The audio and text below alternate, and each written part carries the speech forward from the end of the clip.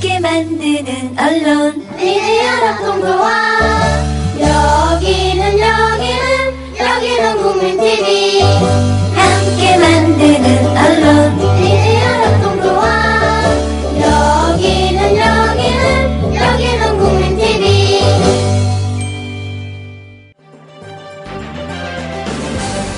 정치평론가 이강윤의 오늘.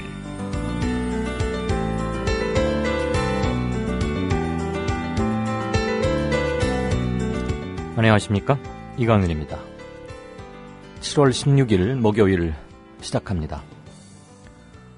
올해 90이 넘은 경남 거창의 초등학교 동창생 3분이 동창회를 더 이상 열 수 없게 되자 남은 동창회비 전액을 장학금으로 내놨습니다. 해방 직전, 지금으로부터 73년 전인 지난 1942년 거창 가북 초등학교를 졸업한 11회 동창회장께서 지난 14일 따님을 보내 104만 4,110원을 장학금으로 기탁했다고 거창군 장학회가 오늘 밝혔습니다. 이 돈은 가북 초등학교 졸업생 31명 중 현재 살아계신 3분이 지난해 마지막 동창회를 열고 남은 회비랍니다.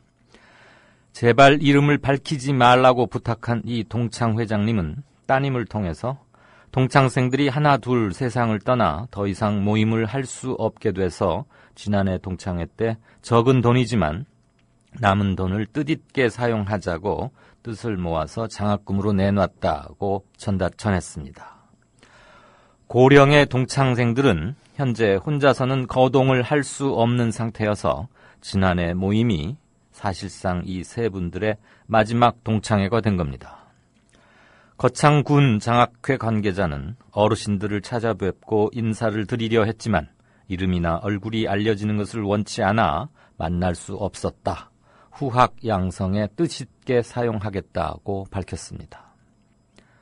어떻게 살다가 떠나야 하는지를 몸소 가르쳐주신 어르신들의 여생에 건강과 다복을 빕니다. 잠시 후 시작합니다. 요즘 새롭게 생활환경 질환에서 침대 세균 먼지 위험성이 높아진다고 합니다. 만성 폐질환, 천식은 8배 높아지고 폐암은 담배보다 무려 39배나 더 높아진다고 합니다. 아, 나도 그래서 요즘 몸이 그런가? 선배님, 피톤치드 캡슐 톡톡 한번 써보세요. 베개, 이불, 침대 커버에 뿌리는데 무방부제, 무독성이라 안심도 되고 침대 세균먼지 99.9% 제거도 하고 진먼지 진드기는 98% 기피 효과가 있더라고요. 궁금해서 왜 살충은 안 되나요? 하고 물어봤더니 화학 제품만 살충이 된다고 하더라고요. 그래서 믿음이 생기던데요. 피톤치드 캡슐 톡톡? 네, 선배님. 피톤치드 향이 살림욕하는 것 같아요. 피톤치드 캡슐 톡톡이라. 한번 써볼까? 검색창에 네이처 아이를 검색해보세요. 전국 약국에서도 판매 중입니다. 지상철 조합원 신청 광고입니다. 강화대교 앞에서 개념 부부가 만드는 개념 곰탕, 연지연 곰탕. 연지연이란 가마솥의 장작불로 온종일 구워내는 곰탕을 서로 나누어 이어지는 인연이란 뜻입니다. 연지연 곰탕이 민주주의를 열망하는 조합원 여러분과 국민의 건강을 책임지겠습니다. 곰탕 포장 판매는 한 팩 800g에 7,000원이며 7팩 이상은 무료 배송으로 드립니다. 연지연 곰탕은 강화대교 입구에 위치해 있습니다. 단체 주문 예약 및 포장 주문 전화번호는 010-7252-1114, 010-7252-1114, 031-989-9968. 조합원 단체 예약은 10% 할인해드립니다.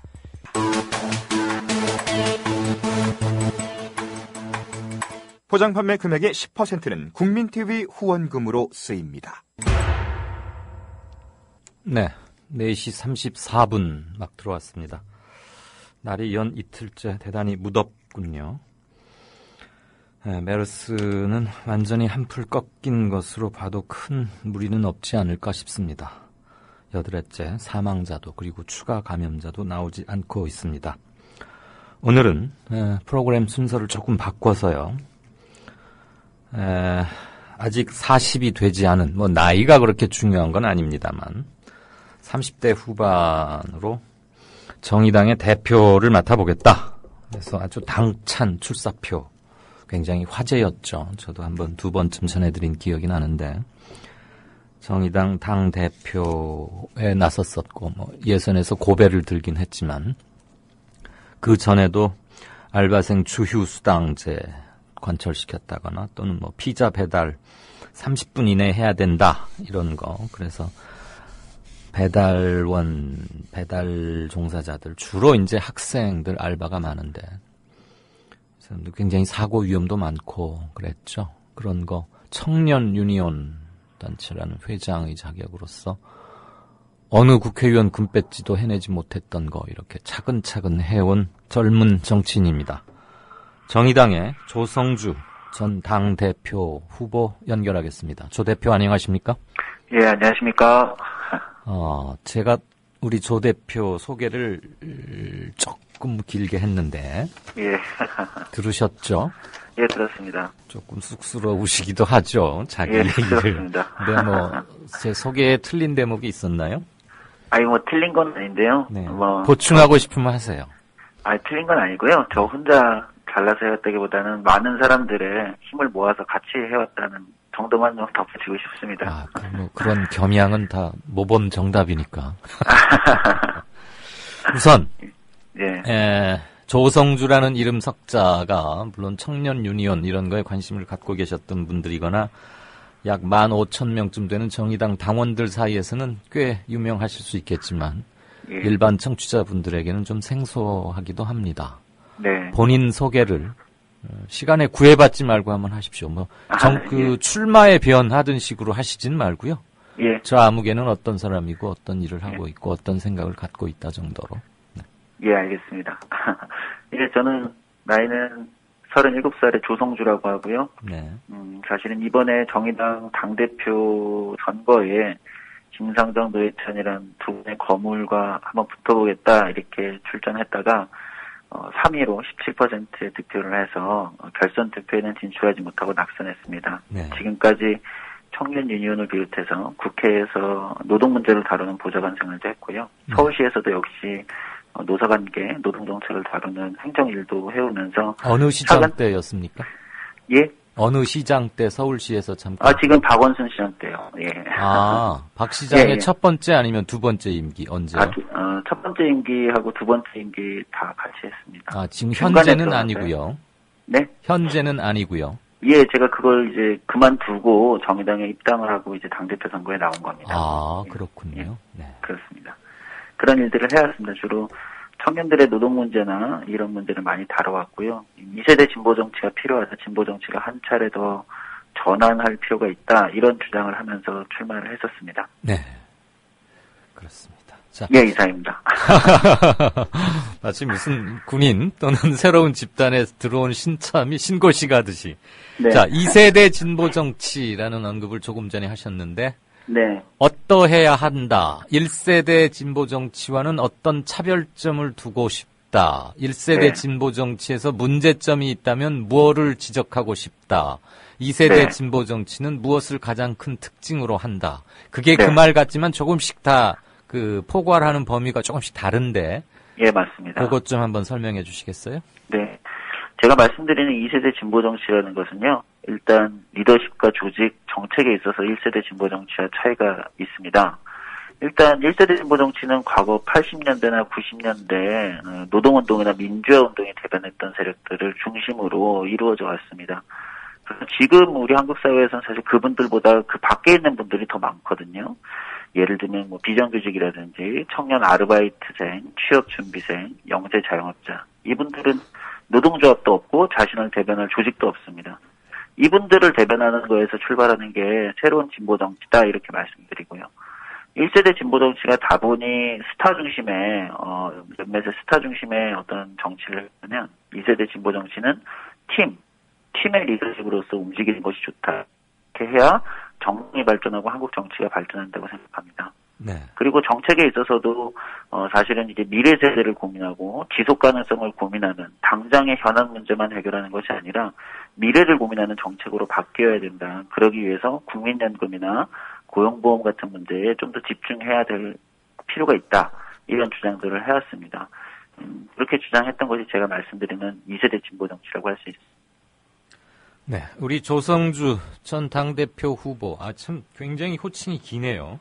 네. 예. 조성주 당원, 그냥 이렇게 호칭할까요? 네, 그렇게 해주십시오. 지금은 후보가 아니니까요. 네, 우리 조성주 당원이 생각하는 진보 또는 진보주의 또는 네. 진보 정치란 무엇입니까? 세 가지를 예. 다 대답해 주시겠어요? 예. 제가 생각하는 진보라는 것은, 기본적으로 사회경제적 약자들의, 처지를 개선하는 것, 여기에서 출발하는 입장에 서 있는 것이라고 생각합니다. 진보 정치라는 것은, 그것을 정치의 방식으로 해결해 나가는 걸 말하는데요. 사실은 지금까지는 진보가 또는 진보 정치가 다른 것이냐 이야기해왔지만 사실은 그것도 우리가 경험하는 정치 안에 있는 것이다. 그래서 진보 정치도 진보만 주장할 것이 아니라 정치적으로 주장해야 된다. 이런 얘기를 말씀드릴 수 있습니다. 세 번째가 뭐였죠? 진보주의. 진보주의라는 것은 사실은 어떤 지향성 같은 걸 나타낸다고 생각해요. 네. 우리 사회가 조금 더 평등 또는 자유로워지고 이런 지향성을 나타내는데 진보주의라는 것이 과거에는 무슨 막스 레닌주의라든지 어떤 이념에 좀 집중을 했다면 이제는 그런 이념, 이데올로기에 집중하는 것이 아니라 네. 사회의 구체적인 약자들을 구체적으로 실질적인 삶을 개선하는 것, 이 지향성을 가지는 것을 저는 진보주의라고 생각합니다. 우리 조성주 당원이 생각하는 진보 또는 진보주의의 밑바탕에 마크시즘이나 막스 엥겔스로 대표되는 네. 그 마크시즘은 깔려는 있는 겁니까? 아니면 가급적 배제하는 겁니까?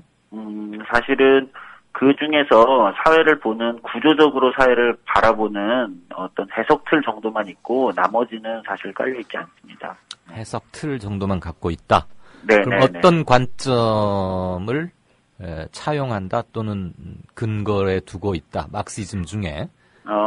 그래도 제가 지금 막시즘이나 이런 것이 현재로서는 사회에서 구체적으로 작동하지 않는 것이 증명되었다고 하지만 네.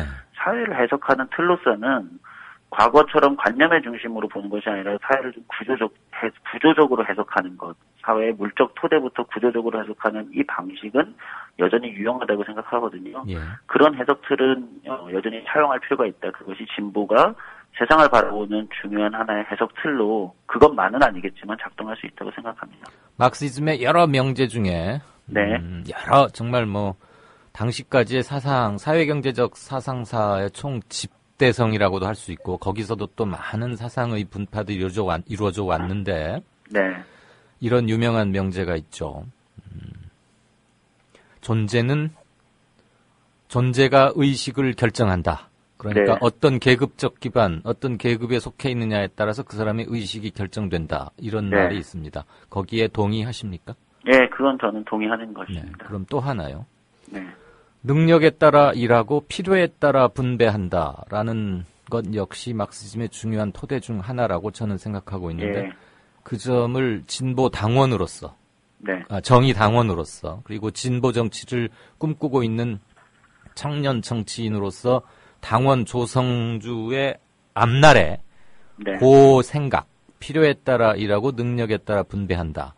이 점을 추구할 생각이 있습니까? 그거는 좀 안 맞는 거 아닌가 하는 쪽입니까?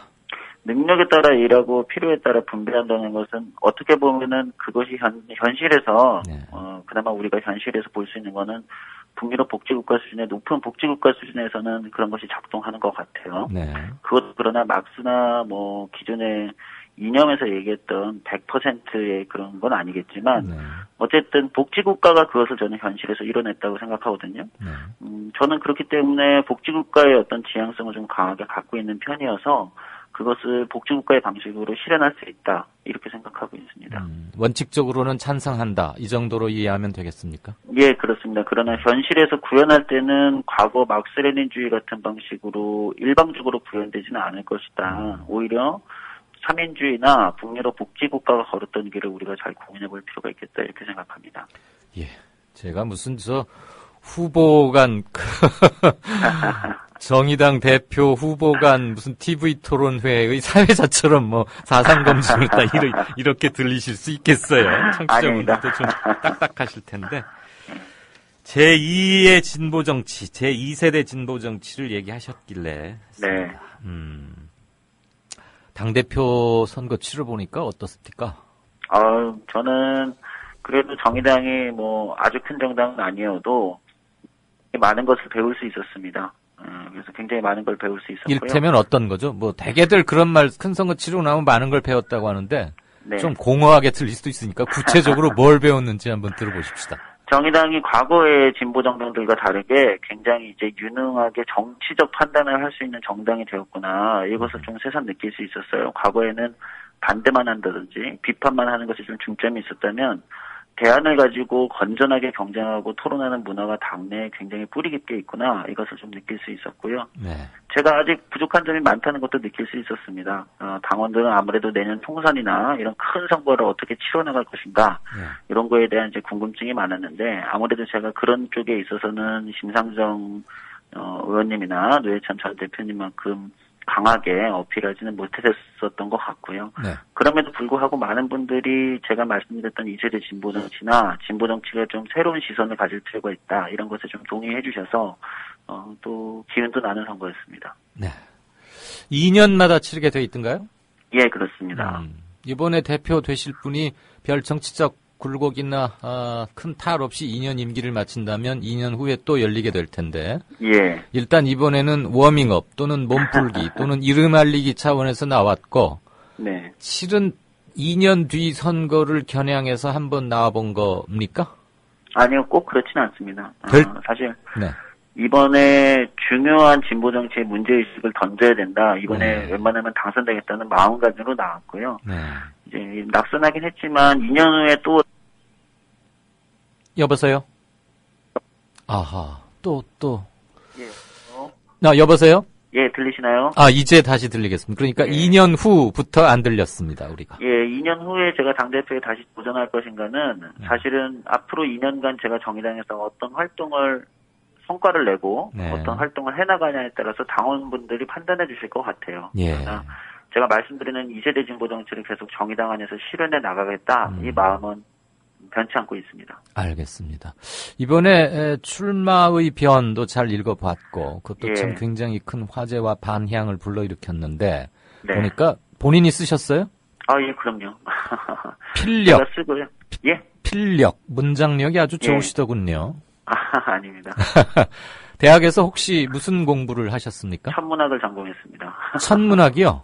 예, 전혀 천문학과가 있는 학교가 그렇게 많지는 않죠. 예, 천문대도 어디 일산인가 어디 들어본 것 같고. 밤하늘을 주로 보았던 학창 시절이었군요. 공부를 열심히 안 해가지고요. 대학에서 꼭 그렇진 않았고요. 그럴 것 같긴 해요. 예. 다만 되게 제가 사회운동 열심히 하는 사람들이 과에는 잘 등한시하더라고요. 예, 맞습니다. 예. 이번에 나와 대표에 출마했는데 노회찬, 심상정 이 사람들은 명함이 굳이 필요 없는 사람들이에요. 예.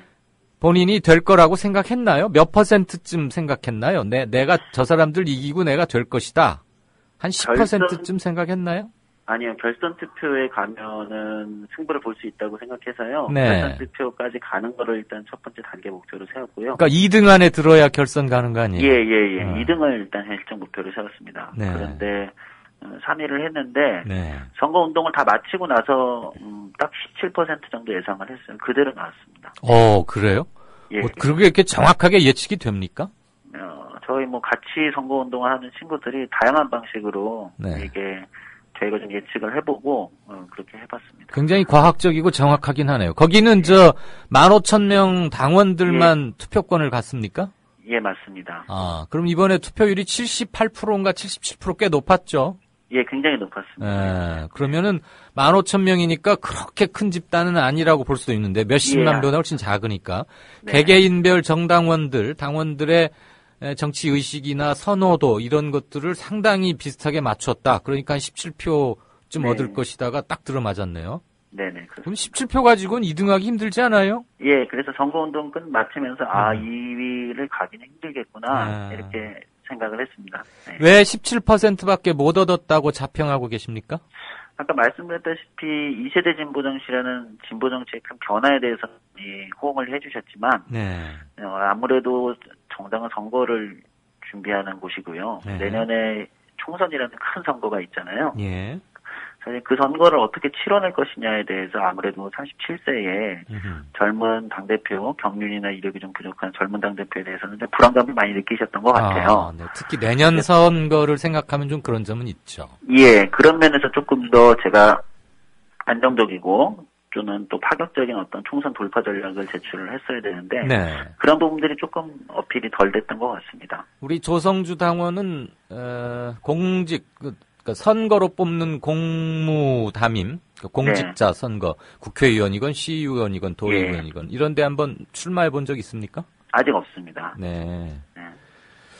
한 정당의 대표로서 내년 총선도 치러야 하는데 네. 어떤 유형의 선거건 한 번도 공직선거에 출마해 본 적이 없는 사람을 선뜻 대표로 뽑기에는 좀 당원들께서도 약간 갸우뚱한 점은 있었겠네요. 예, 그렇습니다. 물론 뭐 팀플레이이고 우리 조성주 당원이 강조한 정신은 높은 점수를 줄 수 있지만, 예. 아니 제가 개인적으로 그 네. 정의당의 현 대표인 천호선 대표, 그다음에 노회찬 전 대표 이런 분들하고는 좀 뭐 자주 연락도 하고 그런 사이여서 예. 정의당에 좀 애정도 있고 관심도 있습니다. 거기 또 뭐 유명한 사람들 되게 많잖아요. 네, 그렇습니다. 7살 정도만 넘으면 유시민 작가는 뭐 대부분 아실 거라고 보고. 예. 자, 피자 배달 30분 이내로 해서 따끈따끈하게 배달하겠습니다. 만약에 30분 넘으면 전화 주세요. 돈 안 받겠습니다. 네. 이거 사람 잡는 거다. 이거 안 되겠다. 그거 언제 때, 몇 살 때 결심했습니까?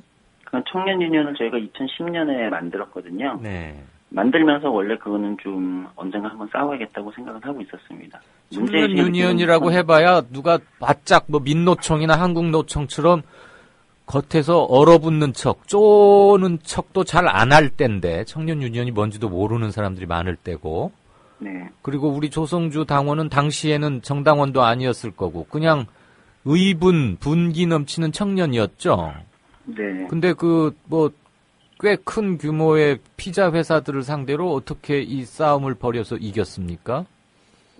그거는 사실은 제가 그 전에도 국회에서 보좌관 생활을 했었었고요. 아, 보좌관. 그러면서 어떤 정책을 어떻게 만들어서 이슈 파이팅을 하고 예. 어떻게 여론전을 해서 그것을 사회적 압력으로 만들 수 있는지에 대해서는 저와 그 당시 청년 유니언을 같이 하던 친구들이 경험이 상당히 많았어요. 예. 그래서 이거는 타이밍만 잘 잡으면 언제든 이길 수 있는 싸움이라고 생각했고요. 그렇게 해서 싸우게 됐습니다. 되게 뭐 그때 국회의원 금배지 달고 있는 사람들이 옆에서 좀 거들어주고 그랬나요? 도와주신 분들도 있습니다. 당시는 아직 민주노동당이 있을 때여가지고요. 아. 그런 분들의 도움도 받았고 그때 그랬습니다. 그러면 민노당 소속 의원의 보좌관 신분이었습니까? 아닙니다. 그걸 그만두고 나와서 청년 유니언을 아, 그렇군요. 당시 보좌관으로 일했을 때 같이 일했던 의원이 누군지 밝힐 수 있으시죠? 예, 홍희덕 의원님이라고요. 아, 지금은 의원으로 계시지는 않습니다. 네. 그분하고는 무슨 연이 돼서 보좌를 하게 됐습니까?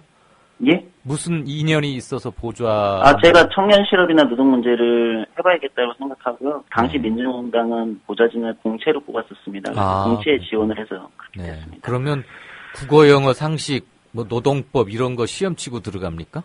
아니요, 꼭 그렇지는 않고요. 면접을 중심으로 했는데. 아르바이트생들 주휴 수당 이것도 줘야 되겠다 해서 역시 네. 따냈죠? 예, 그렇습니다. 피자 배달 그것보다는 좀 더 큰 싸움이었을 것 같은데. 그때 예, 역시 아무래도. 청년 유니온 위원장 자격으로 한 겁니까? 아닙니다. 저는 정책기획팀장이었고요. 어디에요? 위원장은 청년 유니언이에요. 예. 기획팀장. 예, 위원장은 다른 친구가 하고 있었습니다. 어쨌거나 그 시절에 했던 두 가지 성취군요.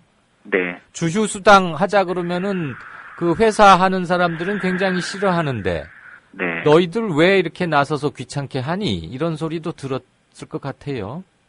예, 그렇습니다. 어떻게 이겨냈습니까? 근데 뭐 근로기준법상 고백하게 있는 거고 불법을 저지른 거기 때문에요. 그거에 대해서는 법제도를 활용해가지고 충분히 잘 싸울 수 있었습니다. 언론의 도움도 많이 받으셨나요, 당시에? 예, 많이 받았습니다. 네. 알겠습니다.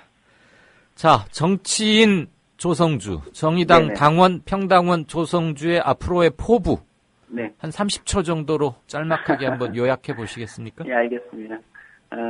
저는 진보 정치가 우리 사회에 더 어려운 사람들, 더 힘든 사람들 곁으로 가야 된다고 생각하는 겁니다. 네. 그러기 위해서 많은 것이 바뀌어야 된다고 생각하는데요.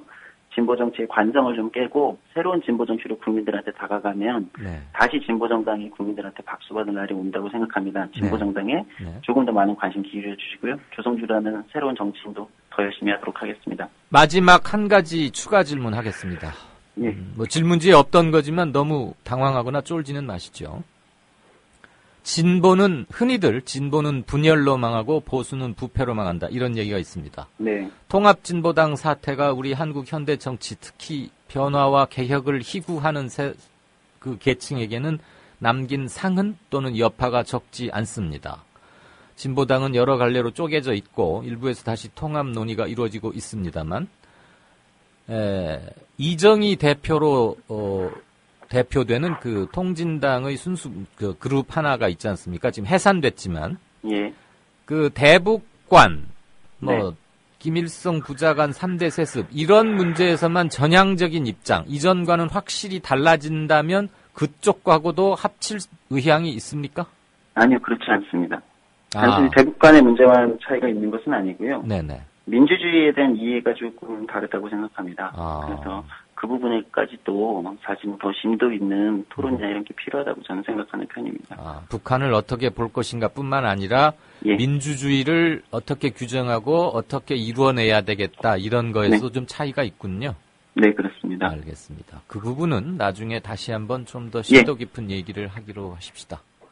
네, 오늘 일정이 꽤 바빠서 시간을 이렇게 옮겨서 한 인터뷰, 성실한 답변 대단히 고맙습니다. 예, 감사합니다. 네, 진짜 인터뷰 지금까지 정의당의 조성주 전 당대표 후보와 얘기 나눴습니다. The American people realize that this cannot be made a fight. Our working thesis tonight is this quotation. If this fight against communism is made a fight between... 안녕하세요. 뉴스K 앵커 노지민입니다. 제 앵커석 옆에는 4명의 언론인 사진이 걸려 있습니다. 이 중 한 사람인 에드워드 머로우는 메카시즘의 광기를 끝낸 용감하고 양심적인 기자로 기록됩니다.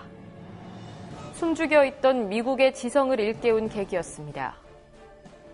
어느 누구는 뉴스 앵커가 특정한 주장을 펼치는 것이 점잖지 못하다고 지적합니다. 하지만 시시비비를 가리는 것은 언론인의 사명입니다. 뉴스K가 그 사명을 일깨우면서 한국 언론을 선도하겠습니다.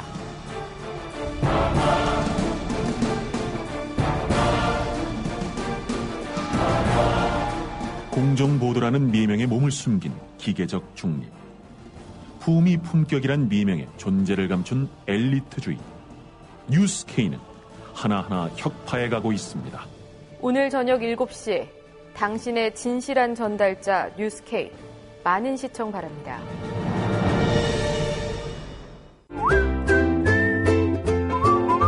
국민라디오 팟캐스트 응원하는 가장 쉬운 방법 아시나요? 다운로드하기, 별점 주기, 댓글 달기, 구독하기. 국민라디오 팟캐스트 널리 알리는 가장 쉬운 방법 다운로드하기, 별점 주기, 댓글 달기, 구독하기. 기억하세요. 다운로드하기, 별점 주기, 댓글 달기, 구독하기. 네, 진짜 인터뷰가 앞당겨진 바람에 뉴스 브리핑이 조금 늦어졌습니다. 정승조 아나운서 어서 오십시오. 안녕하십니까. 안녕하세요. 대법원이 오늘 또 뭐라고 해야 할까요?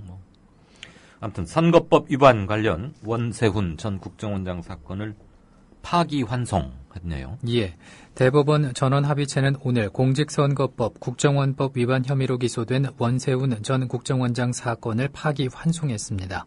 재판부는 원심이 증거 능력에 대한 법리를 오해하고 사실관계를 잘못 판단한 오류가 있다고 밝혔습니다. 재판부는 원심의 사실관계는 검찰이 제출한 핵심 증거인 이메일 첨부 파일의 증거 능력이 부인되면서 유지될 수 없다고 지적을 했습니다. 이어서 종국적으로 판단할 사건은 정치 관여나 선거운동에 해당하는지에 대한 실체 문제인데 전체적으로 사실이 확정되지 않은 상황에서 대법원은 법률심이기 때문에 사실 심리를 할 수는 없다면서 적법 증거에 의해서 국정원 심리전단의 사이버 활동 범위를 다시 확정하라고 파기환송한다고 밝혔습니다.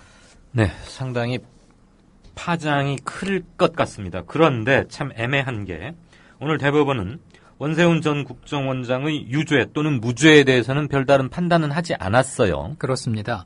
대법원이 사건을 파기환송하면서 원 전 원장의 선거법 위반 혐의에 대해서 유무죄를 판단하지 않았습니다. 앞서 서울고법은 공직선거법 위반 혐의까지 모두 유죄로 판단해서 징역 3년에 자격정지 3년을 선고하고 원 전 원장을 법정 구속했습니다. 반면에 1심을 맡은 서울중앙지법은 국정원법 위반을 유죄로 선거법 위반은 무죄로 판단해서 징역 2년 6개월에 집행유예 4년, 자격정지 3년을 선고했습니다. 원 전 원장은 취임 이후 국정원 사이버 심리전단을 통해서 정치활동에 관여하고 국정원장 직위를 이용해서 2012년 대선 등 선거에 개입한 혐의로 2013년 6월에 불구속 기소됐습니다. 증거 능력에 대해서 대법원은 견해를 달리한다. 다시 좀 들여다봐라. 그러면서 돌려보냈는데 가장 중요하다고 할 수 있는 공직선거법 위반 부분에 대한 유무죄는 판단하지 않았기 때문에 말하자면 큰형님으로부터 다시 숙제를 다시 하라는 부탁을 받은 셈이 된 거죠. 1, 2심 이제 원심으로 다시 돌아가니까 처음부터 시작해야 되는데 오늘 대법원의 이 약간은 애매모호한 태도 법률가들은 어떻게 보는지 궁금하고요. 공직자 선거법 위반 혐의가 드러나면 정권의 정통성에도 직결되는 사안이고 그렇지 않다면 또 많은 논란을 불가피하게 낳지 않을까 그런 생각이 듭니다. 예. 자, 황교안 국무총리는 해킹 프로그램 구입 자체가 불법이라고 생각되지는 않는다. 다만 이것을 불법적으로 이용했다면 그건 문제가 될 것이다. 그러니까 국정원이 그 프로그램 돈 주고 산 거 그거 자체는 불법은 아니다 이런 얘기죠. 예. 황 총리는 오늘 국회 예산결산특위 전체회의에서 국가정보원의 휴대폰 해킹 프로그램 해외 구입과 관련해서 국가기관이 불법 도청이나 감청을 해서는 안 된다는 생각이라면서 이같이 답을 했습니다. 황 총리는 또 국정원이 맛집 블로그 등에 감청 코드를 심었다는 의혹에 대해서도 그런 일들이 있었는지 아직 확인되지 않았으며 국정원장이 대북 대응과 연구 목적으로 사들였다는 부분도 아직 확인된 내용이 아니라고 주장을 했습니다. 이어서 해킹 프로그램 구입을 중개한 것으로 알려진 나나테크 수사에 대해서는 지금 보도되는 내용을 잘 살펴보고 정부가 할 수 있는 조치를 수사기관이 해야 하는 상황이라면 그쪽에서 판단에 처리하도록 검토하겠다고 말했습니다. 네. 박근혜 대통령이 오늘 새누리당 김무성 대표 그리고 2기 집행부들 새 원내대표 정책위원장들 다 함께 만났죠? 예. 분위기가 화기애애했다면서요? 그렇습니다. 박근혜 대통령은 오늘 새누리당 김무성 대표 등 당 지도부를 만나서 당 정청이 앞으로 하나가 돼서 지금 꼭 해야만 되는 개혁 과제들이 있는데 이런 것들을 잘 실천하고 더 나아가서 경제 재도약을 이룰 수 있도록 이끌어 주시길 바란다고 밝혔습니다. 박 대통령은 이날 청와대에서 김 대표를 비롯해서 원유철 원내대표, 김정훈 정책위의장 등 당 지도부와 회동하고 지난번에 공무원 연금도 꼭 필요한 개혁 과제 중에 하나였지만 노동개혁이라든가 이런 것을 잘 실천해달라면서 이같이 말했습니다. 박 대통령이 여당 지도부를 한꺼번에 불러서 청와대에서 회동한 것은 지난 2월 당시 유승민 원내대표 선출 이후 5달 만입니다. 박근혜 대통령은 이어서 국민 중심의 정치를 꼭 이루어서 국민 중심의 정치는 이렇게 하는 것이다라는 모범을 이번에 잘 보여주시기를 다시 한번 부탁드리겠다고 말하기도 했습니다. 네, 유승민 대표 쫓아내자마자 당정청 협의회 이런 거 다시 복원하고 이렇게 아주 편하게 대하던데 사람들 다 집단으로 함께 만나고 나서 다 사람 물리고 대통령하고 김무성 대표만 또 둘이 따로 좀 만나서 얘기했죠. 그렇습니다. 박근혜 대통령은 새누리당의 새 원내 지도부 출범을 축하한다. 또 우리 김무성 대표께서 취임 1주년 맞으셨는데 그동안 여러 가지 어려운 일도 많았는데 잘 이끄시느라고 1년 동안 노고가 많으셨다고 격려했습니다. 이에 김무성 대표는 저희 새누리당은 박근혜 정부의 성공이 곧 우리의 성공이라는 생각을 항상 하고 있다면서 대통령의 성공을 위해서 우리가 당에서 책임지는 그런 자세로 같이 하도록 하겠다고 말했습니다. 이어서 대통령께서 새로운 마음으로 새롭게 출발하는 우리 당의 새 지도부들을 위해서 이렇게 자리를 마련해 주셔서 감사하다고 말하기도 했습니다. 네.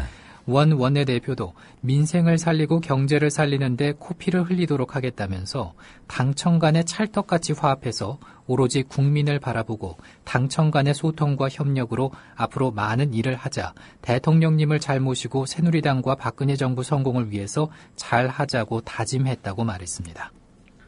코피를 흘리겠다고요? 예. 그 쌍코피 할 때 그 코피 말하는 거죠?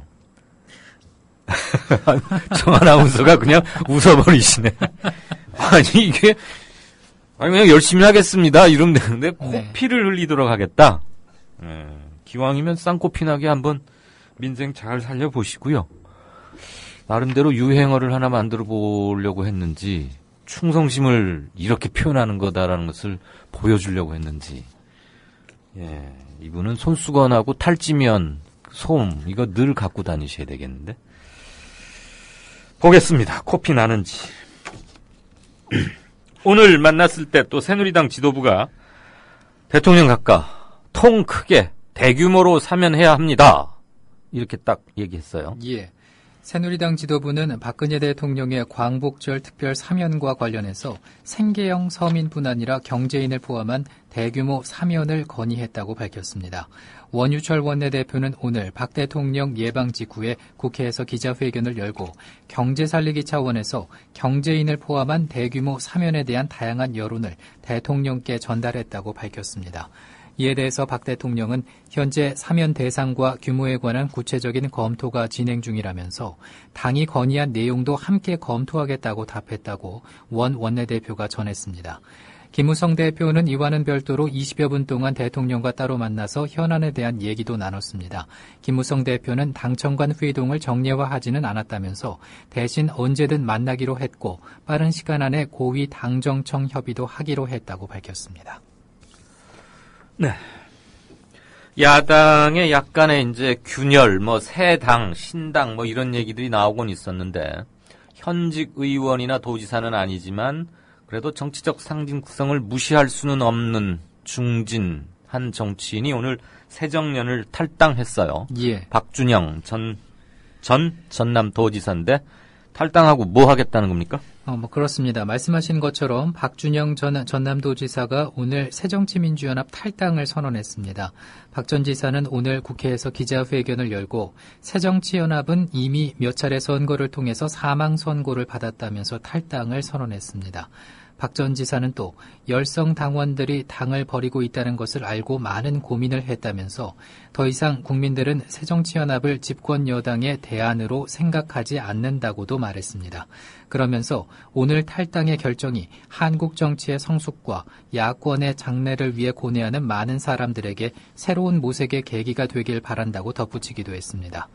김대중 전 대통령 시절에 청와대 공보수석을 지낸 박 전 지사는 탈당 이후 신당 창당 작업에 본격적으로 나설 것으로 알려져서 당내 추가 이탈이 이어질지 주목됩니다. 네, 이게 무슨 신호탄이 되는 건 아닌지 당분간 뉴스가 또 좀 그리 가겠군요. 이따 정가산책에서도 좀 이 얘기 짚어보겠습니다. 예.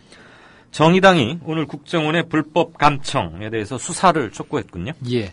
정진후 원내대표 등 정의당 관계자들이 오늘 서울 세종대로 광화문 광장에서 국정원의 전국민 감청 규탄 및 성역 없는 수사 촉구 국민 캠페인을 실시하면서 기자회견을 했습니다.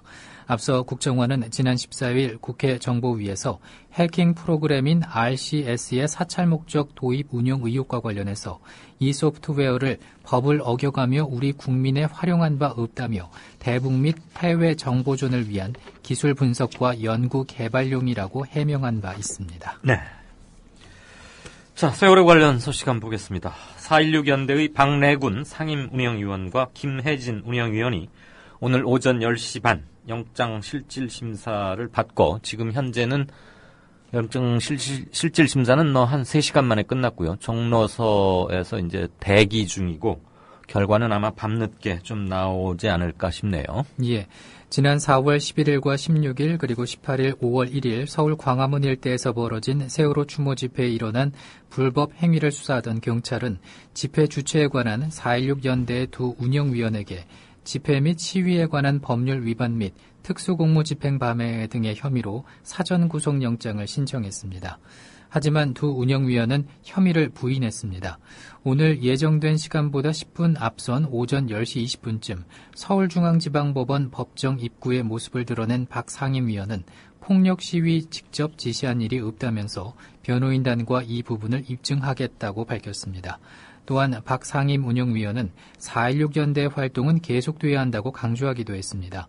그는 저희가 구속되더라도 4.16 연대는 세월호 참사의 진상규명과 책임자 처벌, 안전사회 건설 목표를 향해서 변함없이 국민과 함께 행동할 것이라고 전하기도 했습니다. 네, 뉴스브리핑 중간이긴 하지만 박내군 상임위원과 저는 개인적 인연이 좀 있습니다.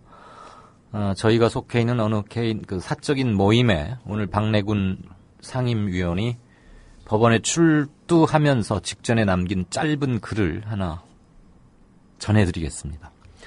아내와 같이 서울중앙지법에서 곧 있을 영장실질심사에 갑니다. 두 딸과 인사를 하고 나왔습니다. 짧은 이별이 될지 다소 긴 시간의 이별이 될지는 아마도 오늘 늦은 밤에야 알 수 있겠지요. 어떤 경우든 잘 다녀오겠습니다. 내일도 집에서 두 딸 이런 가족과 인사하며 나오면 좋겠지만요. 다시 뵐 수 있을 때까지 모두 안녕하시길 박내군 올림. 이런 글을 남기고 지금 현재는 종로경찰서에 대기 중입니다. 자, 지난 2008년 광우병의 위험성을 보도한 MBC PD수첩 제작진에게 지난해 MBC 사측이 내린 재징계는 무효라는 법원 판단이 나왔군요. 예. 서울 서부지법 민사 11부는 오늘 조능희 PD 등 당시 광우병 관련 내용을 보도한 PD수첩 제작진 4명이 회사를 상대로 낸 정직 등 취소 청구 소송에서 이들에 대한 징계를 모두 무효로 확인하고 원고 승소 판결했습니다. 지난 2011년 MBC는 이들 4명이 광우병 보도로 회사의 명예를 실추했다면서 조능희, 김보술 PD를 정직 3개월, 송일준, 이충근 PD를 감봉 6개월 처분했습니다. 제작진은 회사를 상대로 징계 무효 청구 소송을 내서 1, 2심 모두 승소를 했습니다. 하지만 사측은 지난해 4월 허위사실 보도와 회사 명예실추를 이유로 조능희, 김보술 PD를 정직 1개월, 송일준, 이충근 PD는 감봉 2개월 처분하는 등 재차 징계하고 이 같은 내용을 담은 보도자료를 각 언론사에 배포했습니다. 사측은 재징계와 관련해서 반론 차원의 인터뷰를 한 조 PD에게는 사규 위반을 이유로 정직 4개월 처분을 추가했습니다. 이에 대해서 제작진은 관련 형사사건에서 모두 무죄를 선고받았고 민사재판에서도 정직 감봉 처분이 재량권 남용으로 간주돼 취소됐음에도 동일한 중징계 처분을 한다는 것은 명백한 재량권 남용이라면서 지난해 8월 징계 취소 청구 소송을 냈습니다. 네, 그런 사연이 있었군요. 예. 자, 민노총이 오늘 2차 총파업에 돌입했죠? 그렇습니다. 민주노총은 오늘 오후 3시 서울역 광장과 전국 14개 지역에서 집회를 열고 오늘 하루 2차 총파업에 돌입했습니다. 민주노총은 총파업 대회에서 정부 주도의 노동시장 구조 개선 반대와 최저임금 10,000원 쟁취, 공적연금 강화를 요구했습니다. 한상균 민주노총 위원장은 대회사에서 노동자들의 최저임금 10,000원 인상 요구가 철저히 무너졌다면서 정부가 성과급 도입과 일반 해고 도입을 추진하고 있는 만큼 오는 11월 민중 총궐기 대회를 열고 끝까지 투쟁하겠다고 말했습니다. 민주노총은 정부가 민간기업에서의 임금 피크제 도입을 위한 취업규칙 가이드라인의 발표를 미루는 등 노동시장 구조개혁을 강행하지 않아서 집회 규모를 줄여 총파업을 진행하기로 했다고 밝히기도 했습니다. 민주노총은 오늘 전국 500여 개 사업장에서 조합원 5만여 명이 파업에 참여했다고 덧붙였습니다. 네, 조합원 5만여 명이요. 굉장한 숫자군요. 자, 방역당국이 세계보건기구 WHO의 기준과는 별도로 메르스를 자체 종식 선언하는 방안을 검토한다고요? 예. 중앙메르스관리대책본부 권덕철 총괄반장은 오늘 정례브리핑에서 WHO의 권고를 받아들이면서도 우리 나름의 기준을 WHO에 설득하고 위기 경보 단계를 하향 조정해서 자체적으로 종식 선언하는 안을 검토 중이라고 밝혔습니다. 방역당국은 마지막 확진자 발생일은 4일을 기준으로 28일 뒤인 다음 달 2일을 메르스 종식일로 예상하고 있습니다. 하지만 WHO는 최종 환자가 메르스 검사에서 음성을 나타낸 날짜를 기준으로 4주 뒤를 종식일로 삼는 안을 우리 정부에 권고하고 있습니다. WHO의 기준에 따르면 메르스 종식일은 방역당국의 기대보다 훨씬 늦춰져 일러도 다음 달 중순 이후가 될 예정입니다. 한편 메르스 신규 환자는 지난 6일 이후 11일째 그리고 사망자는 12일 이후 닷새째 나오지 않고 있습니다. 누적 환자 수는 186명이고 총 사망자 수는 36명입니다. 현재 메르스 격리자 수는 258명, 총 격리 해제자는 16,432명입니다. 네, 이대로 별 탈 없이 끝나준다면 사망자 36명, 그리고 총 격리자는 약 17,000명 정도의 첫 기록을 남기겠군요. 네, 아까 쌍코피 때문에 많이 웃으셔서 당황하셨죠? 정통 뉴스 시간에 그러면 안 되는데 말이에요. 지금까지 뉴스 브리핑에 약간 당황했었던 정승조 아나운서였습니다. 고맙습니다. 고맙습니다. 조선일보가 일제에 벌이는 거룩한 전쟁에 참여하라고 해서 내 학도병으로 지원했다가 죽을 뻔했다. 6.25 때 조선일보가 국군이 연전연승하고 있다고 해서 넋놓고 있었지요.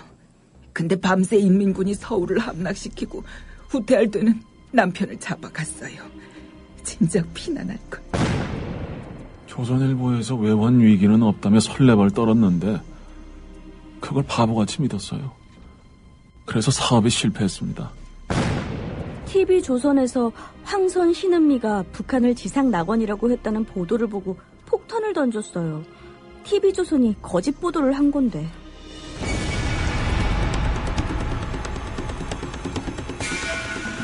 이런 조선일보가 여전히 신문시장 1위를 독점하고 있습니다. 조선일보 같은 족벌신문, 수구 기득권 세력의 대변 매체에 집중된 언론 권력을 시민에게 돌려주자는 운동. 이게 바로 미디어 협동조합 운동입니다. 조합원이 아니신가요? 서둘러 가입해주세요. 조합원이신데 조합비를 아직 못 내고 계신가요? 서둘러 자동납부 신청을 해주세요. 인터넷 국민.tv 또는 서울전화 3144-0933, 3144-7737로 하시면 됩니다. 미디어 협동조합이 벌이는 싸움은 단번에 끝나는 단거리 달리기가 아니라 마라톤입니다.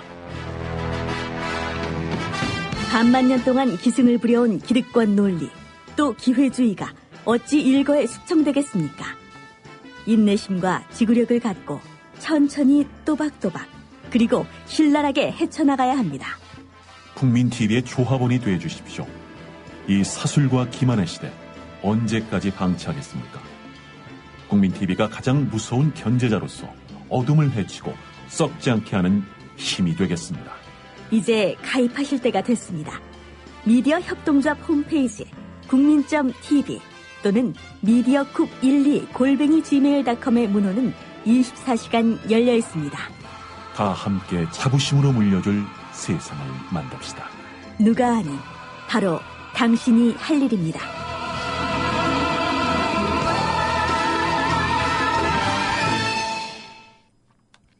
다섯 시 18분 들어왔습니다.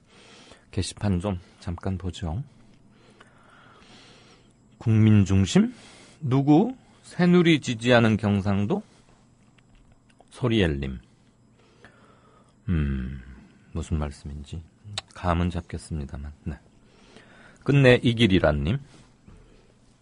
박래군님, 부인과 함께 꼭 오늘 따님들이 있는 집으로 돌아갈 수 있기를 간절히 기원합니다. 낭만고양이님, 대리기사님도, 로니님, 댓글을 많이 남겨주셨습니다. 네, 꼭 그럴 수 있기를 동시대를 같이 사는 사람으로서 그리고 친구로서 저도 꼭 기원합니다. 이 집안이 참 그래요. 전형적인 농민의 아들로 태어나서 누구나 다 그랬지만 특히 어려운 가정 환경에서도 참 글을 잘 쓰는 친구입니다. 박내군. 저랑 같은 학교를 다녔는데요. 의젓했고 심지가 깊었습니다. 그게 아마 조금 어려운 가정 형편에서 동생들 돌보고 부모님 돕고 그러면서 커서 더 어른스러웠던 게 아닌가 싶은데 글을 참 잘 썼어요. 그래서 같이 다녔던 그 학교 대학에 소설가 박영준 씨의 이름을 딴 박영준 문학상이라고 있습니다. 이 박내군 이 친구가 1학년 때, 대학 1학년 때 그 상을 받았어요. 네, 3, 4학년 형들도 많고 그러는데 쉽지 않죠. 소설을 써서 상도 받고 했는데 그를 그냥 작가로 놔두지는 못했습니다. 이 시대와 이 세상이. 1학년 때부터 아주 가열차고 성실하게 학생운동에 몰두했고 그 뒤로는 편하게 소설을 쓸 그런 시절은 아니었죠. 여지껏 2번인가 3번쯤 구속됐고요. 오늘 구속되면 아마 4번째가 아닐까 싶긴 한데 그 동생은 박래전 씨라고 숭실대학교 재학 중에 분신 자살을 했습니다. 벌써 한 27, 8년 전 일입니다. 동생의 사망. 해마다 겨울이면 마석에 있는 그 묘지에 다녀와서 박내군 친구가 글을 하나 올리곤 하죠. 얼마 전에 그 아버님이 돌아가셨는데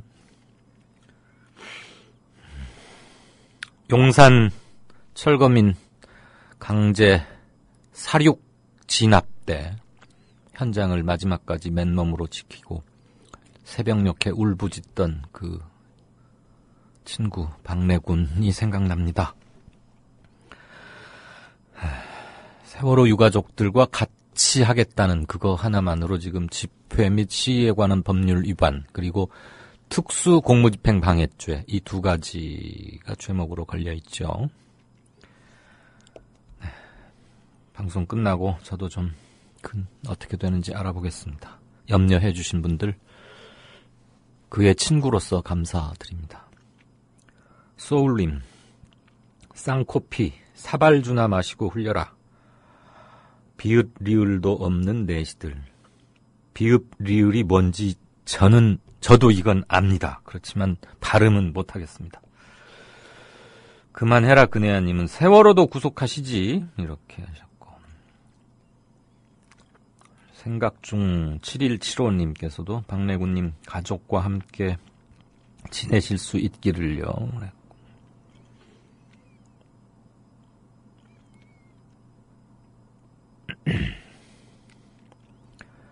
박준영 전 전남도지사의 탈당에 대해서도 곱지 않은 생각을 갖고 계신 분들이 여럿 되시는군요. 블루버드 66님, 평론가님 목소리 들으니 기분이 좋아지고 힐링이 됩니다. 감사합니다. 방학하면 책에 사인 받으러 갈게요. 아이고, 어디 계시는데요? 힐링이 된다니까 더 이상의 찬사는 없고 과분한 찬사는 그 격려로 듣겠습니다. 그리고 서울이 아니신 모양인데 아유, 제가 유명인도 아니고 굳이 사인 받으러 오실 필요까지 있으시겠습니까? 말씀만으로 충분히 감사드립니다. 블루벨벳님, 이강윤 앵커의 시원시원한 목소리로 들려주시는 오늘 늘 감사드립니다. 고맙습니다. 이정일 PD, 정승주 아나운서, 양정대 기자, 그다음에 경제뉴스 브리핑하는 오진근 대표 등등. 그리고 외신 코너도 좀 하나 늘리려고 지금 열심히 알아보고 있고요. 열심히는 하겠습니다. 최소한. 자, 박준영 지사에 이어서 박지원 의원까지 나오면 민주당원 가입할 의향이 있습니다. 그랬더니 혼합재료님이 그런 견해를 주셨고 여러 가지 댓글들이 달리네요. 우리는 쌍커피 마시며 힘내요. 국민TV 화이팅. 이강윤 앵커, 정승주 아나운서 그리고 우리 조합원님들 아자아자. 그랬더니 쌍커피라면 커피 위에 쌍화차처럼 노른자 동동인 그 커피. 커피 흘린다니까 한번 보십시다. 반장킴, 김반장님 댓글 안 올리고 묵묵히 이강윤 앵커님 방송 응원하며 듣는 분들이 많습니다. 좋은 방송 항상 감사합니다. 감사합니다. 고맙습니다. 지난 2심 판결 때 제가 예상했던 그대로네요. 대법원장과 대법원 판사, 대법관이라고 부르죠. 대법원에는 판사라고 하진 않습니다. 대법관, 그리고 검찰총장 이런 자리는 직선제를 해야 하는 이유가 오늘 또 확인이 됐다라고 산까치님 말씀 주셨습니다. 글 처음 남깁니다. 이강윤 앵커님. 앵커보다는 이강윤 쌤이 더 친근한 느낌이 드네요. 앵커라고 칭하면 일반 대중이 느끼기에는 너무 정형화되고 제도화된 느낌이랄까. 앵커는 너무 먼 곳에 있는 사람 같습니다. 호칭에 신경 쓰지 마시고 대중이 느끼기에 편안한 지식인, 나를 대변해주는 똑 부러지는 우리 편으로 남아주세요. 아이고 참. 김 반장님 말씀 고맙습니다. 러브투님, 조성주 이 친구가 싸워서 이길 줄을 아는 물건이군요. 10년 후에 완전히 대한민국을 바꿀 큰 인물로 기대하겠습니다. 선아님께서는 이강윤 앵커님 오늘도 잘 듣고 있어요. 아직도 눈이 많이 불편하시죠? 그 고통 압니다. 조성주님, 정의당 당원이신 것 자랑스럽습니다. 조성주 화이팅 이러셨네요. 예, 불편도 하지만 아직 그 시력이 정확하게 착근이 안 되어가지고요.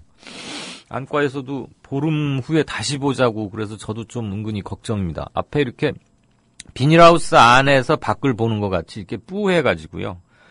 이 댓글 읽는 것도 조금 애매하고 좀 그런 점은 있습니다. 무엇보다도 부어있는 게 안 가시니까 은근히 걱정도 되긴 하는데요. 이렇게 염려들을 해주시니까 뭐 별 뭐야 있으랴 그런 생각은 합니다. 이재향님, 조성주 후보의 출마의 변을 보니 정치인으로서 작으면서도 의미 있는 큰 첫걸음을 했다고 생각됩니다. 좌삘이 좀비라는 닉네임을 쓰실 때보다는 훨씬 멋있고 좋습니다. 이재영님, 저는. 출첵한다. 조성주 젊은 진보 정치인 응원한다. 생각하고 실천하는 젊은 분들을 격려해주는 것도 우리가 해야 할 당연한 일이다라고 끝내 이길이라님 말씀 남기셨고요. 오늘도 대법원이 한 건 했군요. 원세훈 증거 부족 파기환송. 그랬더니 시드니 이분 오스트레일리아에 계시는 분이시죠?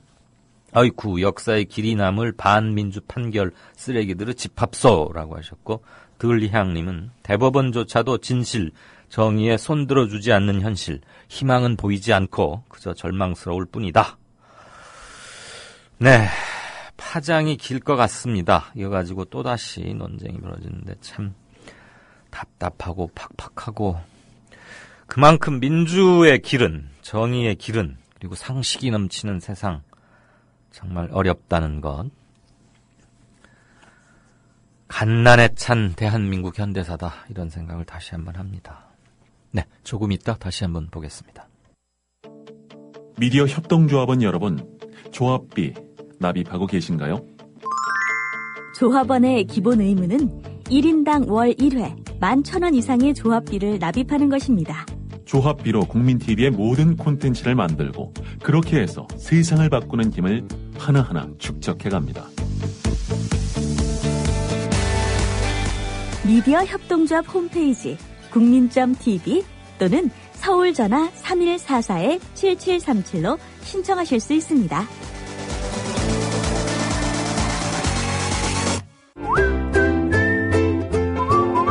국민라디오 팟캐스트 응원하는 가장 쉬운 방법 아시나요? 다운로드하기, 별점 주기, 댓글 달기, 구독하기. 국민라디오 팟캐스트 널리 알리는 가장 쉬운 방법. 다운로드하기, 별점 주기, 댓글 달기, 구독하기. 기억하세요. 다운로드하기, 별점 주기, 댓글 달기, 구독하기. 5시 29분 돼갑니다. 경제뉴스 브리핑 받으시죠? 해오름 자산의 오진근 대표, 안녕하세요. 네, 안녕하십니까. 한때 잘 나가던 이 회사 대우조선해양 2분기에 3조 원이나 손실이 났고 그래서 뭐 주가가 이틀 새 36%나 빠졌다고요? 네. 그러면 투자자들 손실 상당히 크겠네요. 네, 그렇습니다. 대우조선해양이 2분기에만 2조 원 이상의 대규모 손실을 재무제표에 반영하지 않은 사실이 드러나면서 어제 하한가 치고 오늘도 6.5% 하락해서 36% 폭락했습니다. 대우조선해양의 주가는 8,180원으로 2003년 3월 이후 12년 만에 가장 낮은 주가를 기록했는데 이에 따라서 시가총액도 2조 4천억에서 1조 6천억 원 정도로 8,200억 가량 줄었습니다. 대우조선해양의 주가 급락으로 소액주주는 물론이고 정부와 국민연금의 손실도 불가피할 전망입니다. 왜냐하면 그 최대 주주인 산업은행이 32%고 금융위원회가 12%, 국민연금이 7%가 있습니다. 그래서 이번 주가 하락으로 국민연금이 340억 원의 평가 손실을 기록했고 특히 소액주주가 49%나 가지고 있는데 많은 손실을 기록했습니다. 그리고 대우조선해양의 이번 문제는 그 25조 원을 대출해준 그 금융권이 상당히 문제가 되어 있는데 은행권이 22조 원 대출해줬고 보험사, 증권사든 제2금융권이 2조 원 정도 대출해주는 상황입니다. 그리고 이 일에서도 전부 이 녹인이라고 그러는데 그 손실이 확정되어서 3분의 1토막 또는 4분의 1토막이 난 상황입니다. 네. 대우조선해양은 또 분식회계 논란에도 휩싸였어요. 아직도 이런 분식회계 이게 끊이지 않습니까?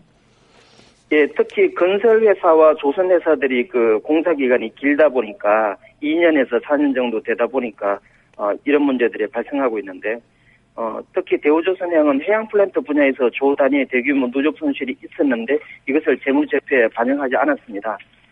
그래서 금융당국과 채권단은 대우조선해양에 대해서 구조조정과 자율협약, 그러니까 채권단 공동관리를 검토하고 있고 분식회계 가능성에 대해서는 금융감독원이 2분기 결산이 완료되면 감리 여부를 검토할 예정입니다. 네. 자, 중국 최대 반도체 업체인 칭화 유니그룹이 미국 메모리 반도체 업체인 마이크론 테크놀로지를 인수한다는 소식에 삼성전자와 SK 하이닉스 주가가 하락하는 등 상당히 반응이 민감하죠. 이거 제법 큰 뉴스 같네요. 네, 그렇습니다. 월스트리트 저널은 중국 국영 반도체 회사인 칭화 유니그룹이 그 세계 4위 반도체 업체 미국의 마이크론 테크놀로지를 230억 불, 우리 돈 26조 원 정도에 인수하겠다고 제안했다고 보도했는데요. 칭화 유니그룹은 마이크론의 그 주가에다가 20% 정도 프리미엄을 얹어서 제시를 했습니다. 그런데 그 마이크론의 주가는 현재 19불 정도 하는데 그 17불에서 36불 사이에 움직이니까 현재 주가가 50% 정도 폭락한 상황입니다.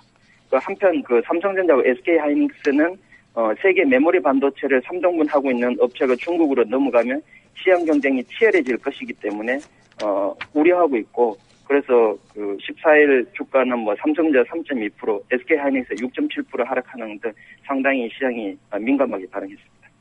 그 마이크론 테크놀로지면은 뭐 미국을 대표하는 그런 반도체 회사였는데 칭화 유니그룹 여기도 뭐 돈도 빵빵하고 큰 데입니까? 그 중국의 명문 칭화대학에서 만든 기술 기업인데요. 88년도에. 벤처 기업 같은 거네요. 학내 벤처 이런 거. 네. 근데 물론 이제 마이크론 테크놀로지에 비해서는 10분의 1 정도 규모입니다. 근데 중국 정부가 백그라운드에 있으니까 인수하려고 하면 인수할 수도 있을 것 같습니다. 아, 그러니까 뭐 한 늑대가 하마나 코끼리를 인수했다 이렇게 표현해도 됩니까? 예, 인수한 건 아니고 인수하려고 그러니까, 이제 이미 시작했죠. 예. 두루 체급을 따져보면 그 정도 비유면 괜찮아요? 예, 10배가 크기 때문에 그렇습니다. 멧돼지하고 한 코끼리쯤 되는 거군요, 그러니까. 네. 그러면 실제로 인수가 성사될 가능성 어느 정도로 봅니까? 예, 저는 지금 뭐 주가가 너무 연중 최저치에서 제한했기 때문에 지금은 받아들이지 않겠지만은 주가가 상승할 경우에는 충분히 가능성이 저는 높다고 보고 있습니다.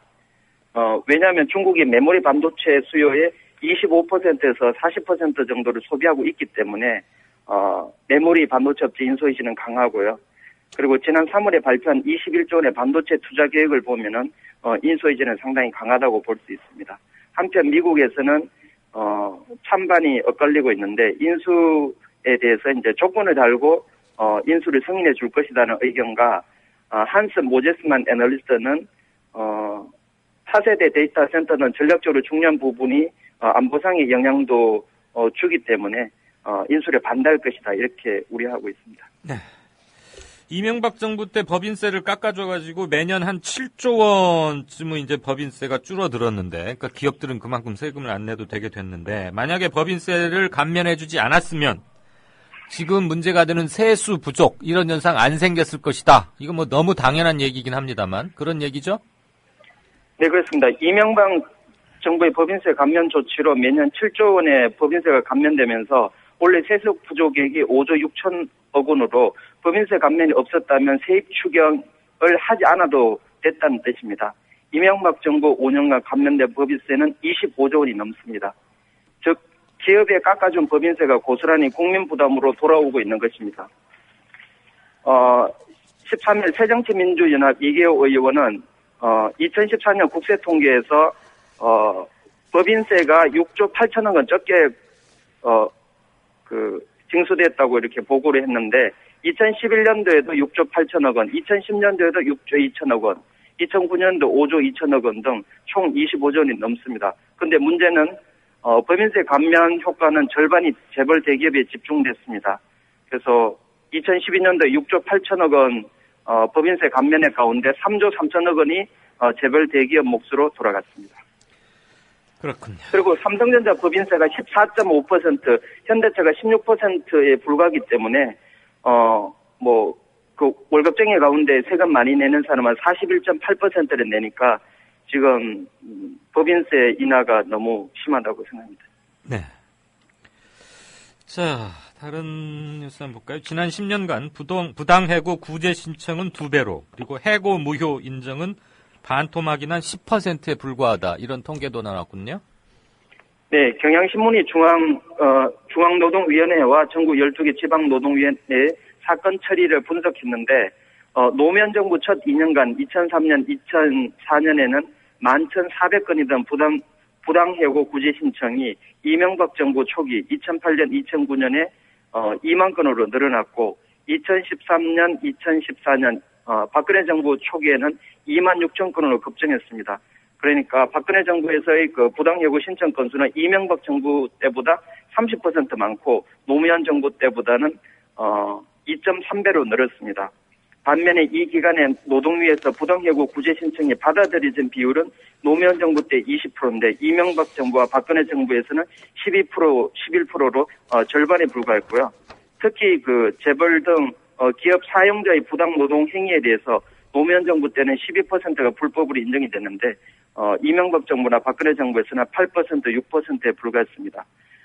결론적으로 이명박 박근혜 정부를 거치면서 노동위원회가 사용자 편, 재벌 기업 편 보호를 위한 기관을 전락했다는 비난이 나오고 있습니다. 네, 잘 들었습니다. 지금까지 경제뉴스 브리핑의 어진근 헤어룸 자산 대표였습니다. 고맙습니다. 네, 감사합니다. 미디어 협동조합이 벌이는 싸움은 한 번에 끝나는 단거리 달리기가 아니라 마라톤입니다.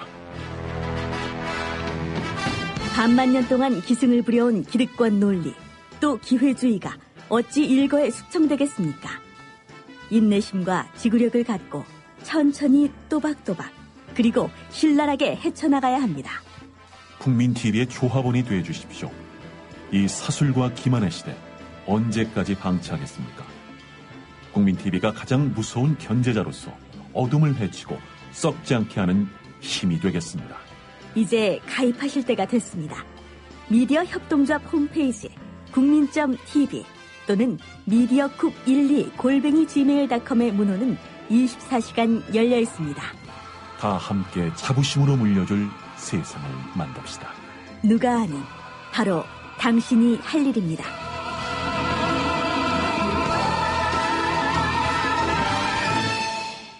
네, 5시 38분 50초 돼갑니다. 한 2분 30초가량 게시판 좀 보고 정가 산책 이어가죠. 나라 꼴이 이 지경인데 정말로 새누리당 지지자들은 괜찮다고 생각하는 걸까요? 항상 숙제죠. 어떤 정보를 받아들이고 어떤 정보에 가중치를 두느냐 이런 문제인데 비정치적인 해석, 그다음에 경제 형편 이런 것들만 보더라도 괜찮지 않은 게 확실한데 말이죠. 네. 무엇을 걱정하시는지는 충분히 전달이 됩니다. 소리엘님. 서희 아빠님. 이김윤 앵커, 아마 이강윤 앵커하고 동일인이겠죠. 이강윤 앵커 눈 괜찮아질 때까지 게시판에 글쓰기 금지 하하하 이러셨는데 아이고 염려해 주시는 건 고맙고요. 괜찮습니다. 쓰세요. 안 쓰시면 제가 심심해서도 방송 못합니다. 낭만고양이님은 그럴까요? 이거 안 읽으셔도 될 듯 쾌유를 빕니다. 걱정돼요. 예, 괜찮아질 겁니다. 제가 관리를 좀 잘 못해서 말이죠. 너희들은 좋겠다라고 원세훈 씨가 오늘 대법원 원세훈 전 국정원장 사건 파기환송 보석 신청은 기각. 요즘 대법관들 참 마음에 든단 말이야. 하하하. 이러니까 요번 저 3심째인 대법원의 변호는 김황식 전 국무총리 전 서울시장 후보가 맡았지 않습니까? 그때 그거 가지고도 조금 말이 있었죠. 김황식 변호사도 살짝 웃고 있고 그라치에 그러면서 맹박이 아저씨도 이거 다 이태리 해킹팀 덕분인 거 아시죠? 아, 이거는 저 성대모사를 해야 되는데 아시지요? 뭐 이래가면서 그라치에라는 말도 안 해요. 어디서 오다가다 주워 들은 모양입니다. 그 4대강에 자전거 타고 가는 이명박 전 대통령 사진의 제목이 뭔지 아세요? 범인은 현장에 꼭 다시 나타난다 였답니다. 좀 전에 5.18 엄마가 4.16 아들에게 라는 시집을 읽고 있었는데 이강윤 앵커가 박래군님의 그 짤막하게 쓴 글 법원에 출두하면서 그 글을 읽으시는 걸 듣다가 그냥 눈물이 왈칵 쏟아졌네요. 세월호 참사가 도대체 왜 용돈 2만 원 청바지에 넣어간 아이는 그 돈 쓰지도 못하고 시신으로 돌아왔는데 그런 아이를 하늘로 보낸 엄마의 마음을 헤아리지는 못할 망정 유가족들 곁에서 그들을 지키려고 애썼던 사람들을 경찰서로 부르고 구속영장을 청구하다니 어이가 없고 기가 막히고 그저 분합니다. 라고 하셨고요. 끝내 이 길이라님. 희한한 시대님께서는 박준영 전 전남도지사는 영암 F1 그랑프리 어찌할 것인지 좀 묻고 싶다. 그거 뭐 적자인데 좀 뭐 그런 얘기가 나오죠. 생각 중 7175님, 박래군 상임위원회 동생 박래전 동지를 더 많이 기억하기에 그 형님 박래군 씨에게도 각별한 마음입니다. 로니님은 이강윤 앵커님 점심 먹으며 출첵합니다. 아, 이렇게 점심이 늦으세요? 거기 언제 한번 가기로 몇몇 그 청취자분들하고 얘기가 오갔습니다. 연지연 곰탕집에 가서 우리 좀 매상도 올려드리고 저분 얼굴도 안 뵙고 그러죠. 아주 저 부부간에 참 좋은 일을 하시고 인상이 후덕하셔서 뵙기에 참 좋았습니다. 자, 마지막 댓글 하나 보고 가죠. 닭줬던 개님. 노무현 전 대통령이 실수한 게 하나 있는데 이 법조계에 있는 자들을 사람 취급을 해줬다는 거야. 인격적으로 대해주면서 초임검사와의 평검사와의 대화 같은 것도 하고 잘 대해주니까 기어오르는 거란 말이지. 개는 개답게 그냥 밟고 조지고 죽기 직전까지 굶기고 패고 해서 길을 들였어야 하는데 지들한테 무섭게 하는 사람들한테는 찍소리도 못하잖아요. 개답게. 그러면서 원세훈 사건 관련 기사의 베스트 댓글 URL을 하나 주셨습니다. 저는 링크 연결은 안 되는데 가서 보고 싶군요. 네, 말씀들 감사합니다. 정가산책 넘어가죠. The American people realize that this cannot be made a fight. Our working thesis tonight is this quotation. If this fight against communism is made a fight between... 안녕하세요. 뉴스K 앵커 노지민입니다. 제 앵커석 옆에는 4명의 언론인 사진이 걸려 있습니다. 이 중 한 사람인 에드워드 머로우는 메카시즘의 광기를 끝낸 용감하고 양심적인 기자로 기록됩니다. 숨죽여 있던 미국의 지성을 일깨운 계기였습니다. 어느 누구는 뉴스 앵커가 특정한 주장을 펼치는 것이 점잖지 못하다고 지적합니다. 하지만 시시비비를 가리는 것은 언론인의 사명입니다. 뉴스K가 그 사명을 일깨우면서 한국 언론을 선도하겠습니다.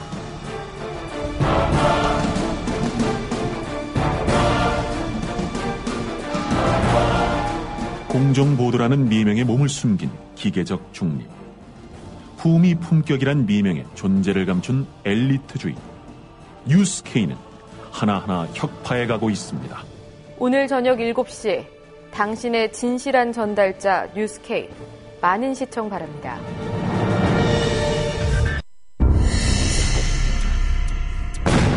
조선일보가 일제에 벌이는 거룩한 전쟁에 참여하라고 해서 내 학도병으로 지원했다가 죽을 뻔했다우. 6.25 때 조선일보가 국군이 연전연승하고 있다고 해서 넋놓고 있었지요. 근데 밤새 인민군이 서울을 함락시키고 후퇴할 때는 남편을 잡아갔어요. 진짜 피난할걸. 조선일보에서 외환 위기는 없다며 설레발 떨었는데 그걸 바보같이 믿었어요. 그래서 사업에 실패했습니다. TV조선에서 황선 신은미가 북한을 지상 낙원이라고 했다는 보도를 보고 폭탄을 던졌어요. TV조선이 거짓 보도를 한 건데.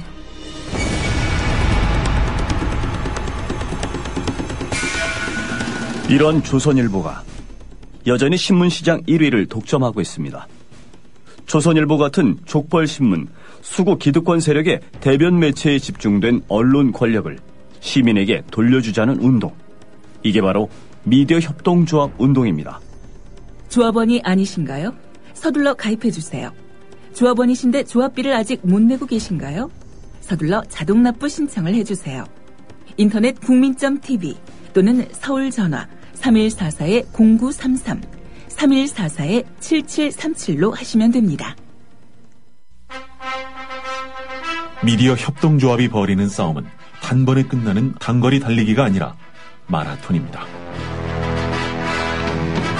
반만 년 동안 기승을 부려온 기득권 논리, 또 기회주의가 어찌 일거에 숙청되겠습니까? 인내심과 지구력을 갖고 천천히 또박또박 그리고 신랄하게 헤쳐나가야 합니다. 국민TV의 조합원이 되어주십시오. 이 사술과 기만의 시대 언제까지 방치하겠습니까? 국민TV가 가장 무서운 견제자로서 어둠을 헤치고 썩지 않게 하는 힘이 되겠습니다. 이제 가입하실 때가 됐습니다. 미디어 협동조합 홈페이지 국민.tv 또는 mediacoup12@gmail.com의 문호는 24시간 열려 있습니다. 다 함께 자부심으로 물려줄 세상을 만듭시다. 누가 아는 바로 당신이 할 일입니다.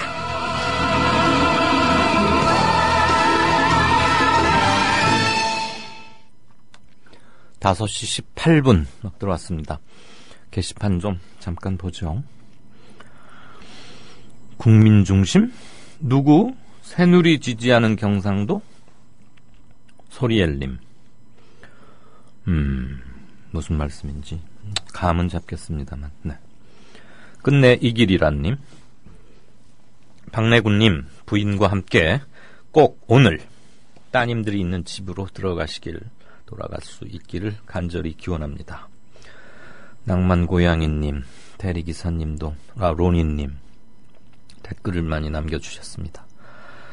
네, 꼭 그럴 수 있기를 동시대를 같이 사는 사람으로서 그리고 친구로서 저도 꼭 기원합니다. 이 집안이 참 그래요. 전형적인 농민의 아들로 태어나서 누구나 다 그랬지만 특히 어려운 가정 환경에서도 참 글을 잘 쓰는 친구입니다. 박내군. 저랑 같은 학교를 다녔는데요. 의젓했고 심지가 깊었습니다. 그게 아마 조금 어려운 가정 형편에서 동생들 돌보고 부모님 돕고 그러면서 커서 더 어른스러웠던 게 아닌가 싶은데 글을 참 잘 썼어요. 그래서 같이 다녔던 그 학교 대학에 소설가 박영준 씨의 이름을 딴 박영준 문학상이라고 있습니다. 이 박래군 이 친구가 1학년 때, 대학 1학년 때 그 상을 받았어요. 네, 뭐 3, 4학년 형들도 많고 그러는데 쉽지 않죠. 소설을 써서 상도 받고 했는데 그를 그냥 작가로 놔두지는 못했습니다. 이 시대와 이 세상이. 1학년 때부터 아주 가열차고 성실하게 학생운동에 몰두했고 그 뒤로는 뭐 편하게 소설을 쓸 그런 시절은 아니었죠. 여지껏 2번인가 3번쯤 구속됐고요. 오늘 구속되면 아마 4번째가 아닐까 싶긴 한데 그 동생은 박래전 씨라고 숭실대학교 재학 중에 분신 자살을 했습니다. 벌써 한 27, 8년 전 일입니다. 동생의 사망. 해마다 겨울이면 마석에 있는 그 묘지에 다녀와서 박래군 친구가 글을 하나 올리곤 하죠. 얼마 전에 그 아버님이 돌아가셨는데 용산 철거민 강제 사륙 진압 때 현장을 마지막까지 맨몸으로 지키고 새벽녘에 울부짖던 그 친구 박래군이 생각납니다. 세월호 유가족들과 같이 하겠다는 그거 하나만으로 지금 집회 및 시위에 관한 법률 위반 그리고 특수 공무집행 방해죄 이 2가지가 죄목으로 걸려있죠. 네. 방송 끝나고 저도 좀 어떻게 되는지 알아보겠습니다. 염려해 주신 분들 그의 친구로서 감사드립니다. 소울님 쌍코피 사발주나 마시고 흘려라. 비읍 리을도 없는 내시들. 비읍 리을이 뭔지 저도 이건 압니다. 그렇지만 발음은 못하겠습니다. 그만해라 그네야님은 세월호도 구속하시지 이렇게 하셨고 생각중 7175님께서도 박래군님 가족과 함께 지내실 수 있기를요.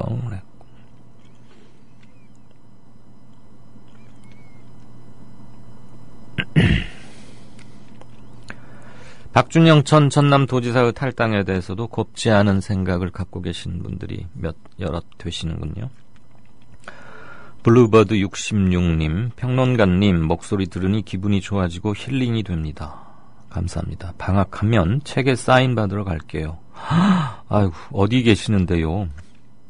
힐링이 된다니까 더 이상의 찬사는 없고 과분한 찬사는 그 격려로 듣겠습니다. 그리고 뭐 서울이 아니신 모양인데 아유 제가 뭐 유명인도 아니고 굳이 사인 받으러 오실 필요까지 있으시겠습니까? 말씀만으로 충분히 감사드립니다.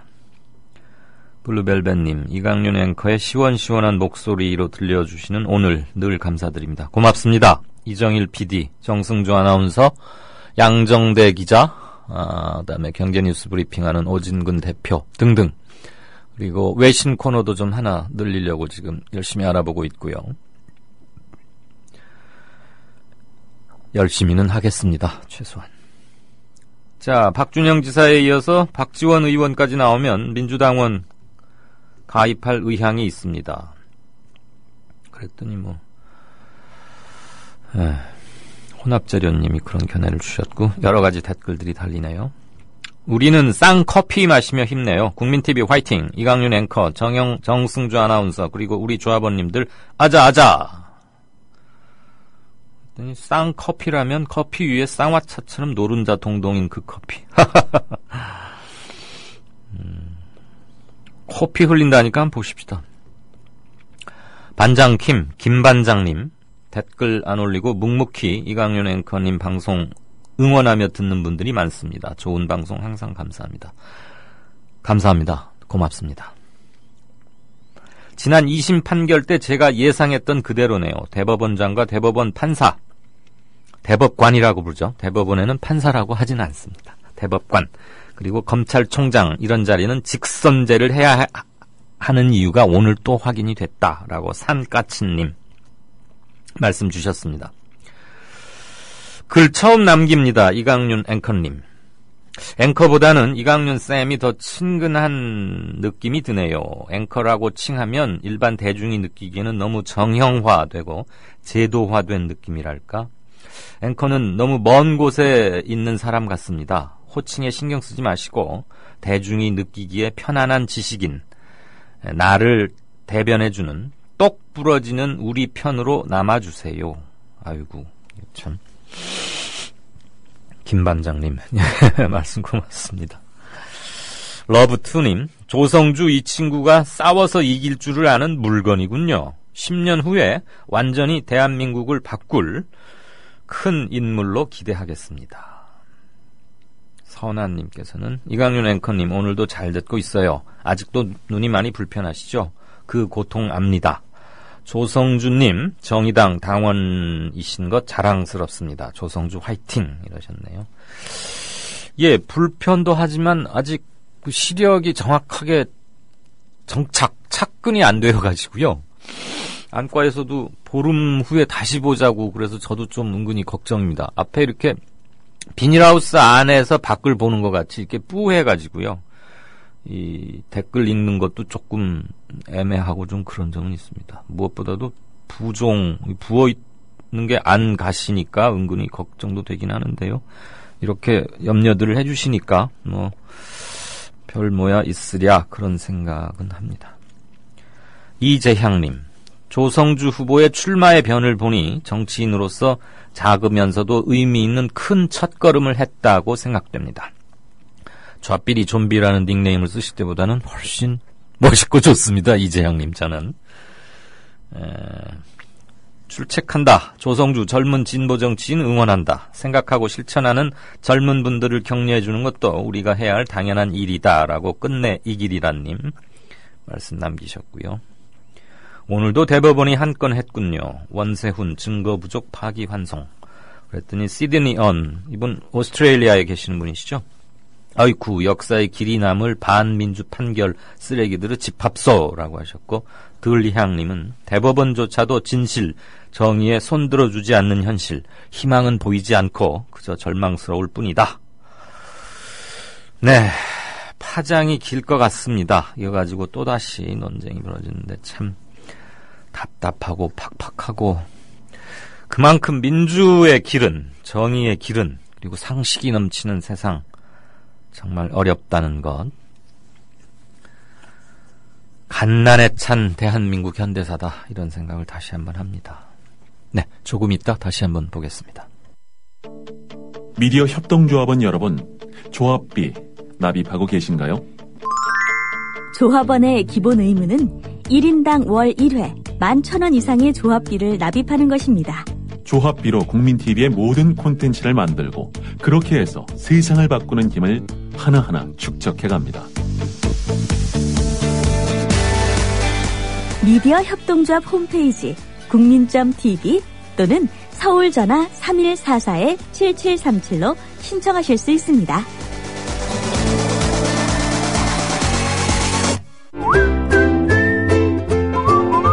국민라디오 팟캐스트 응원하는 가장 쉬운 방법 아시나요? 다운로드하기, 별점 주기, 댓글 달기, 구독하기. 국민라디오 팟캐스트 널리 알리는 가장 쉬운 방법. 다운로드하기, 별점 주기, 댓글 달기, 구독하기. 기억하세요. 다운로드하기, 별점 주기, 댓글 달기, 구독하기.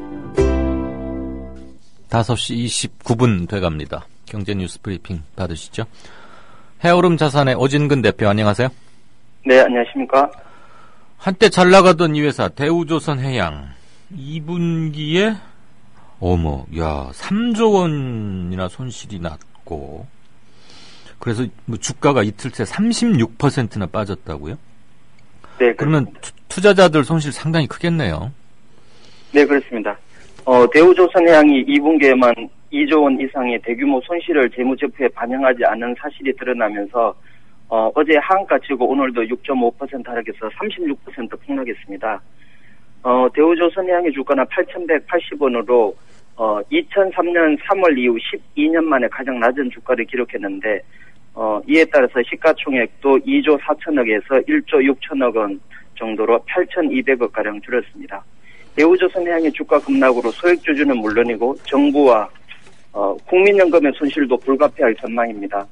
왜냐하면 그 최대 주주인 산업은행이 32%고 금융위원회가 12%, 국민연금이 7%가 있습니다. 그래서 이번 주가 하락으로 국민연금이 340억 원의 평가 손실을 기록했고, 특히 소액주주가 49%나 가지고 있는데 많은 손실을 기록했습니다. 그리고 대우조선해양의 이번 문제는 그 25조 원의 대출해준 그 금융권이 상당히 문제가 되어 있는데, 은행권이 22조 원 대출해줬고 보험사, 증권사든 제2금융권이 2조 원 정도 대출해주는 상황입니다. 그리고 이 일에서도 전부 이 녹인이라고 그러는데 그 손실이 확정되어서 3분의 1토막 또는 4분의 1토막이 난 상황입니다. 네. 대우조선해양은 또 분식회계 논란에도 휩싸였어요. 아직도 이런 분식회계 이게 끊이지 않습니까?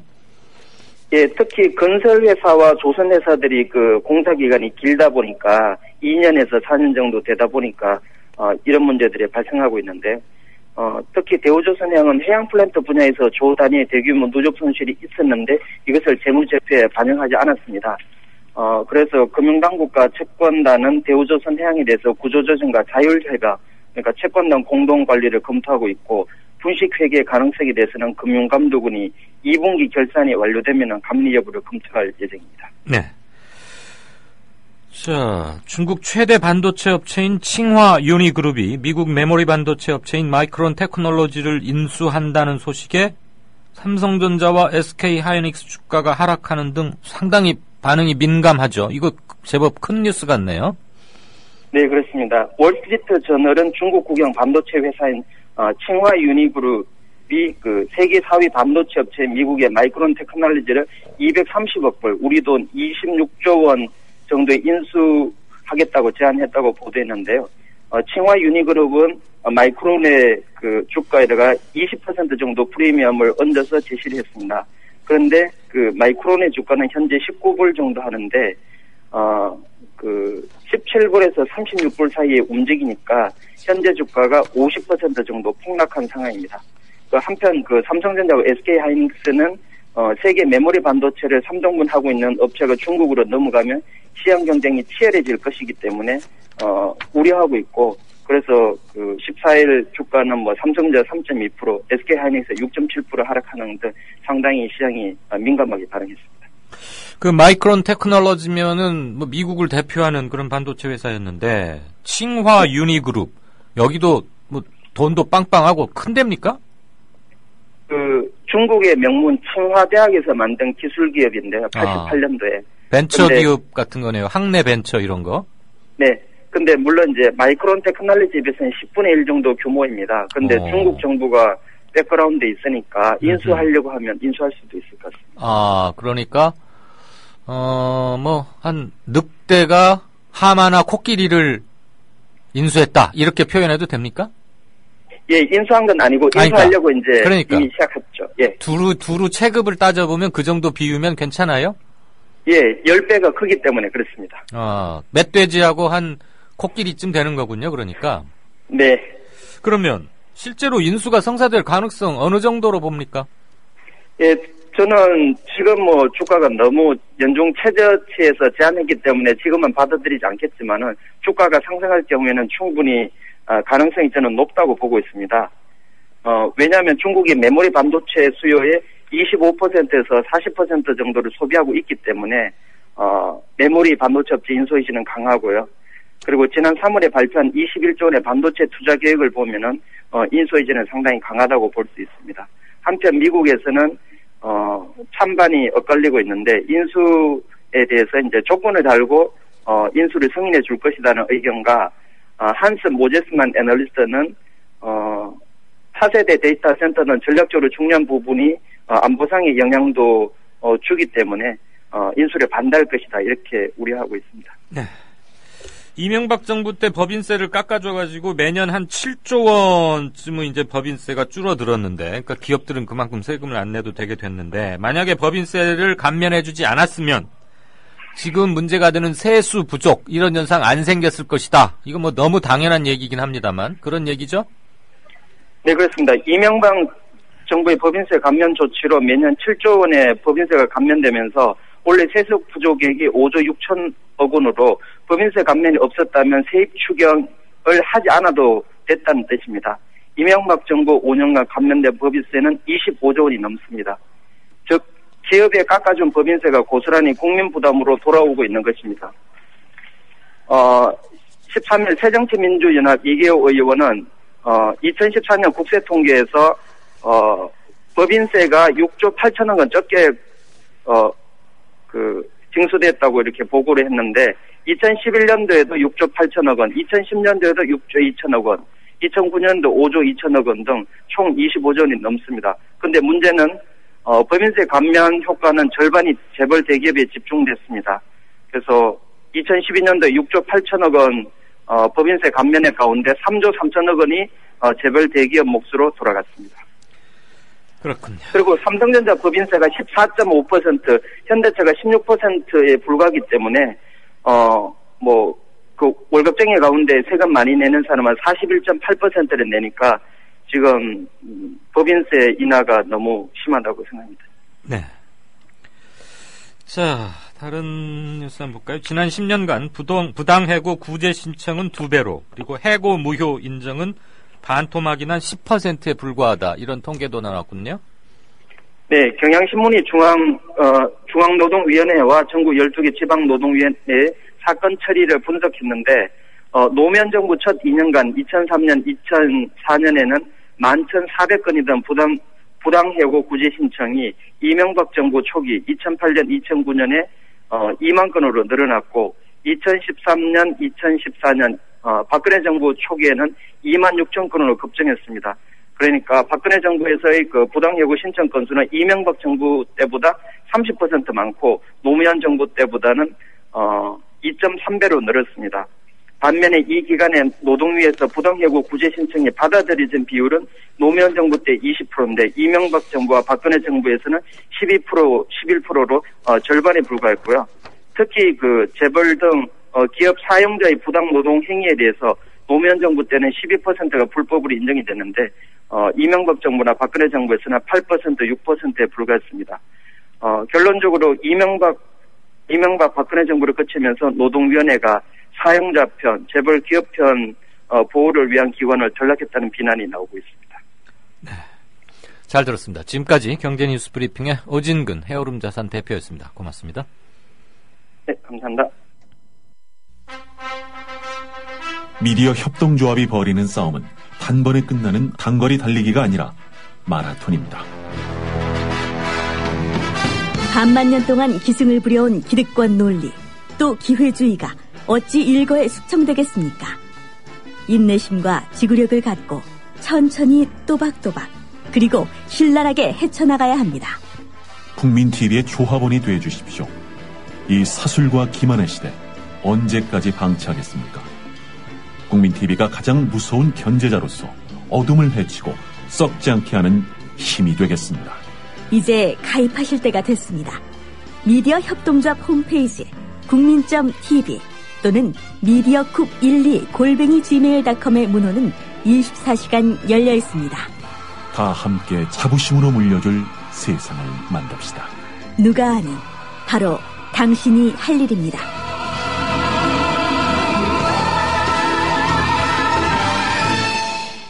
네, 5시 38분 50초 돼갑니다. 한 2분 30초가량 게시판 좀 보고 정가 산책 이어가죠.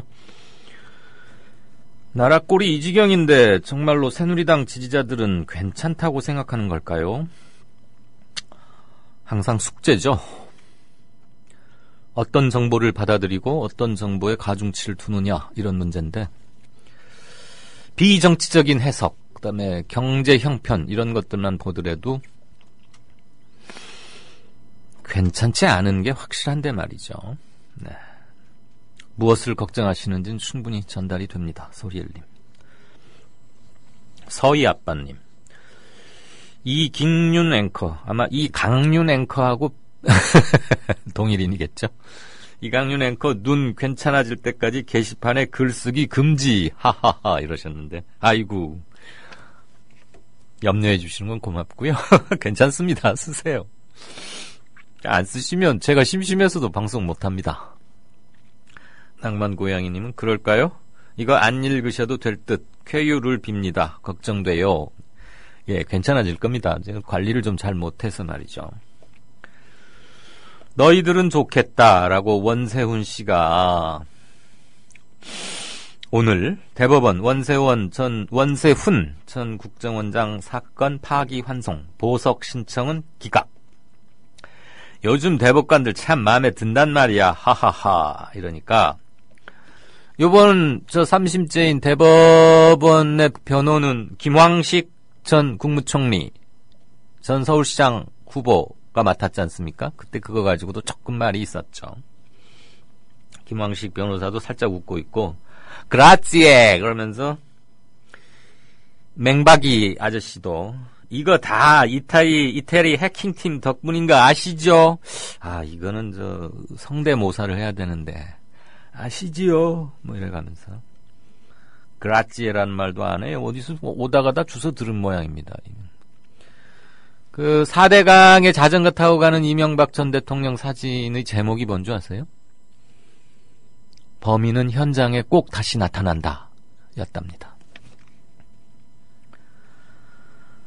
좀 전에 5.18 엄마가 4.16 아들에게 라는 시집을 읽고 있었는데 이강윤 앵커가 박래군님의 그 짤막하게 쓴 글 법원에 출두하면서 그 글을 읽으시는 걸 듣다가 그냥 눈물이 왈칵 쏟아졌네요. 세월호 참사가 도대체 왜 용돈 2만 원 청바지에 넣어간 아이는 그 돈 쓰지도 못하고 시신으로 돌아왔는데 그런 아이를 하늘로 보낸 엄마의 마음을 헤아리지는 못할 망정 유가족들 곁에서 그들을 지키려고 애썼던 사람들을 경찰서로 부르고 구속영장을 청구하다니 어이가 없고 기가 막히고 그저 분합니다 라고 하셨고요.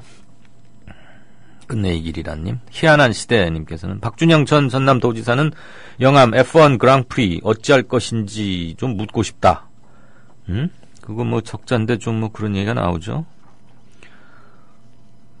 생각 중 7175님 박래군 상임위원회 동생 박래전 동지를 더 많이 기억하기에 그 형님 박래군 씨에게도 각별한 마음입니다. 로니님은 이강윤 앵커님 점심 먹으며 출첵합니다. 아 이렇게 점심이 늦으세요? 거기 언제 한번 가기로 몇몇 그 청취자분들하고 얘기가 오갔습니다. 연지연 곰탕님 곰탕집에 가서 우리 좀 매상도 올려드리고 저분 얼굴도 한번 뵙고 그러죠. 아주 부부간에 참 좋은 일 하시고 인상이 후덕하셔서 뵙기에 참 좋았습니다. 자 마지막 댓글 하나 보고 가죠. 닭줬던 개님 노무현 전 대통령이 실수한 게 하나 있는데 이 법조계에 있는 자들을 사람 취급을 해줬다는 거야. 인격적으로 대해주면서 초임 검사와의 평검사와의 대화 같은 것도 하고 잘 대해주니까 기어오르는 거란 말이지. 개는 개답게 그냥 밟고 조지고 죽기 직전까지 굶기고 패고 해서 길을 들였어야 하는데 지들한테 무섭게 하는 사람들한테는 찍소리도 못하잖아요. 개답게. 그러면서 원세훈 사건 관련 기사의 베스트 댓글 URL을 하나 주셨습니다. 저는 링크 연결은 안 되는데 가서 보고 싶군요. 네, 말씀들 감사합니다. 정가산책 넘어가죠. The American people realize that this cannot be made a fight. Our working thesis tonight is this quotation. If this fight against communism is made a fight between... 안녕하세요. 뉴스K 앵커 노지민입니다. 제 앵커석 옆에는 4명의 언론인 사진이 걸려 있습니다. 이 중 한 사람인 에드워드 머로우는 메카시즘의 광기를 끝낸 용감하고 양심적인 기자로 기록됩니다. 숨죽여 있던 미국의 지성을 일깨운 계기였습니다. 어느 누구는 뉴스 앵커가 특정한 주장을 펼치는 것이 점잖지 못하다고 지적합니다. 하지만 시시비비를 가리는 것은 언론인의 사명입니다. 뉴스K가 그 사명을 일깨우면서 한국 언론을 선도하겠습니다.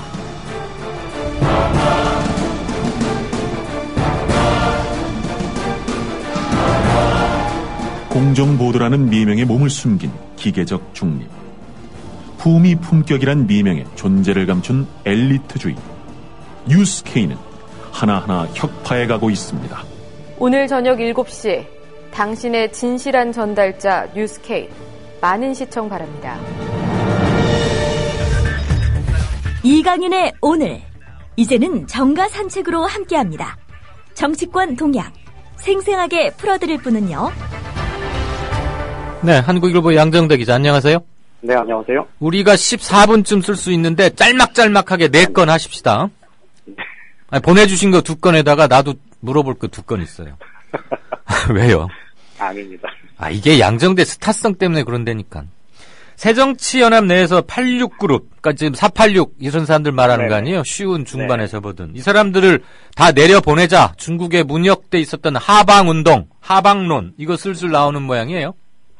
예, 어제 새정치민주연합의 지금 혁신위원 중에 이 30대 소장파 혁신위원이 한 명 있지 않습니까? 예.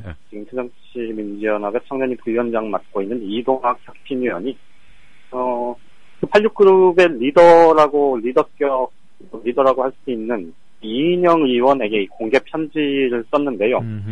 그 내용이 이제 하방론 이렇게 지금 운이가 되고 있는 겁니다. 예.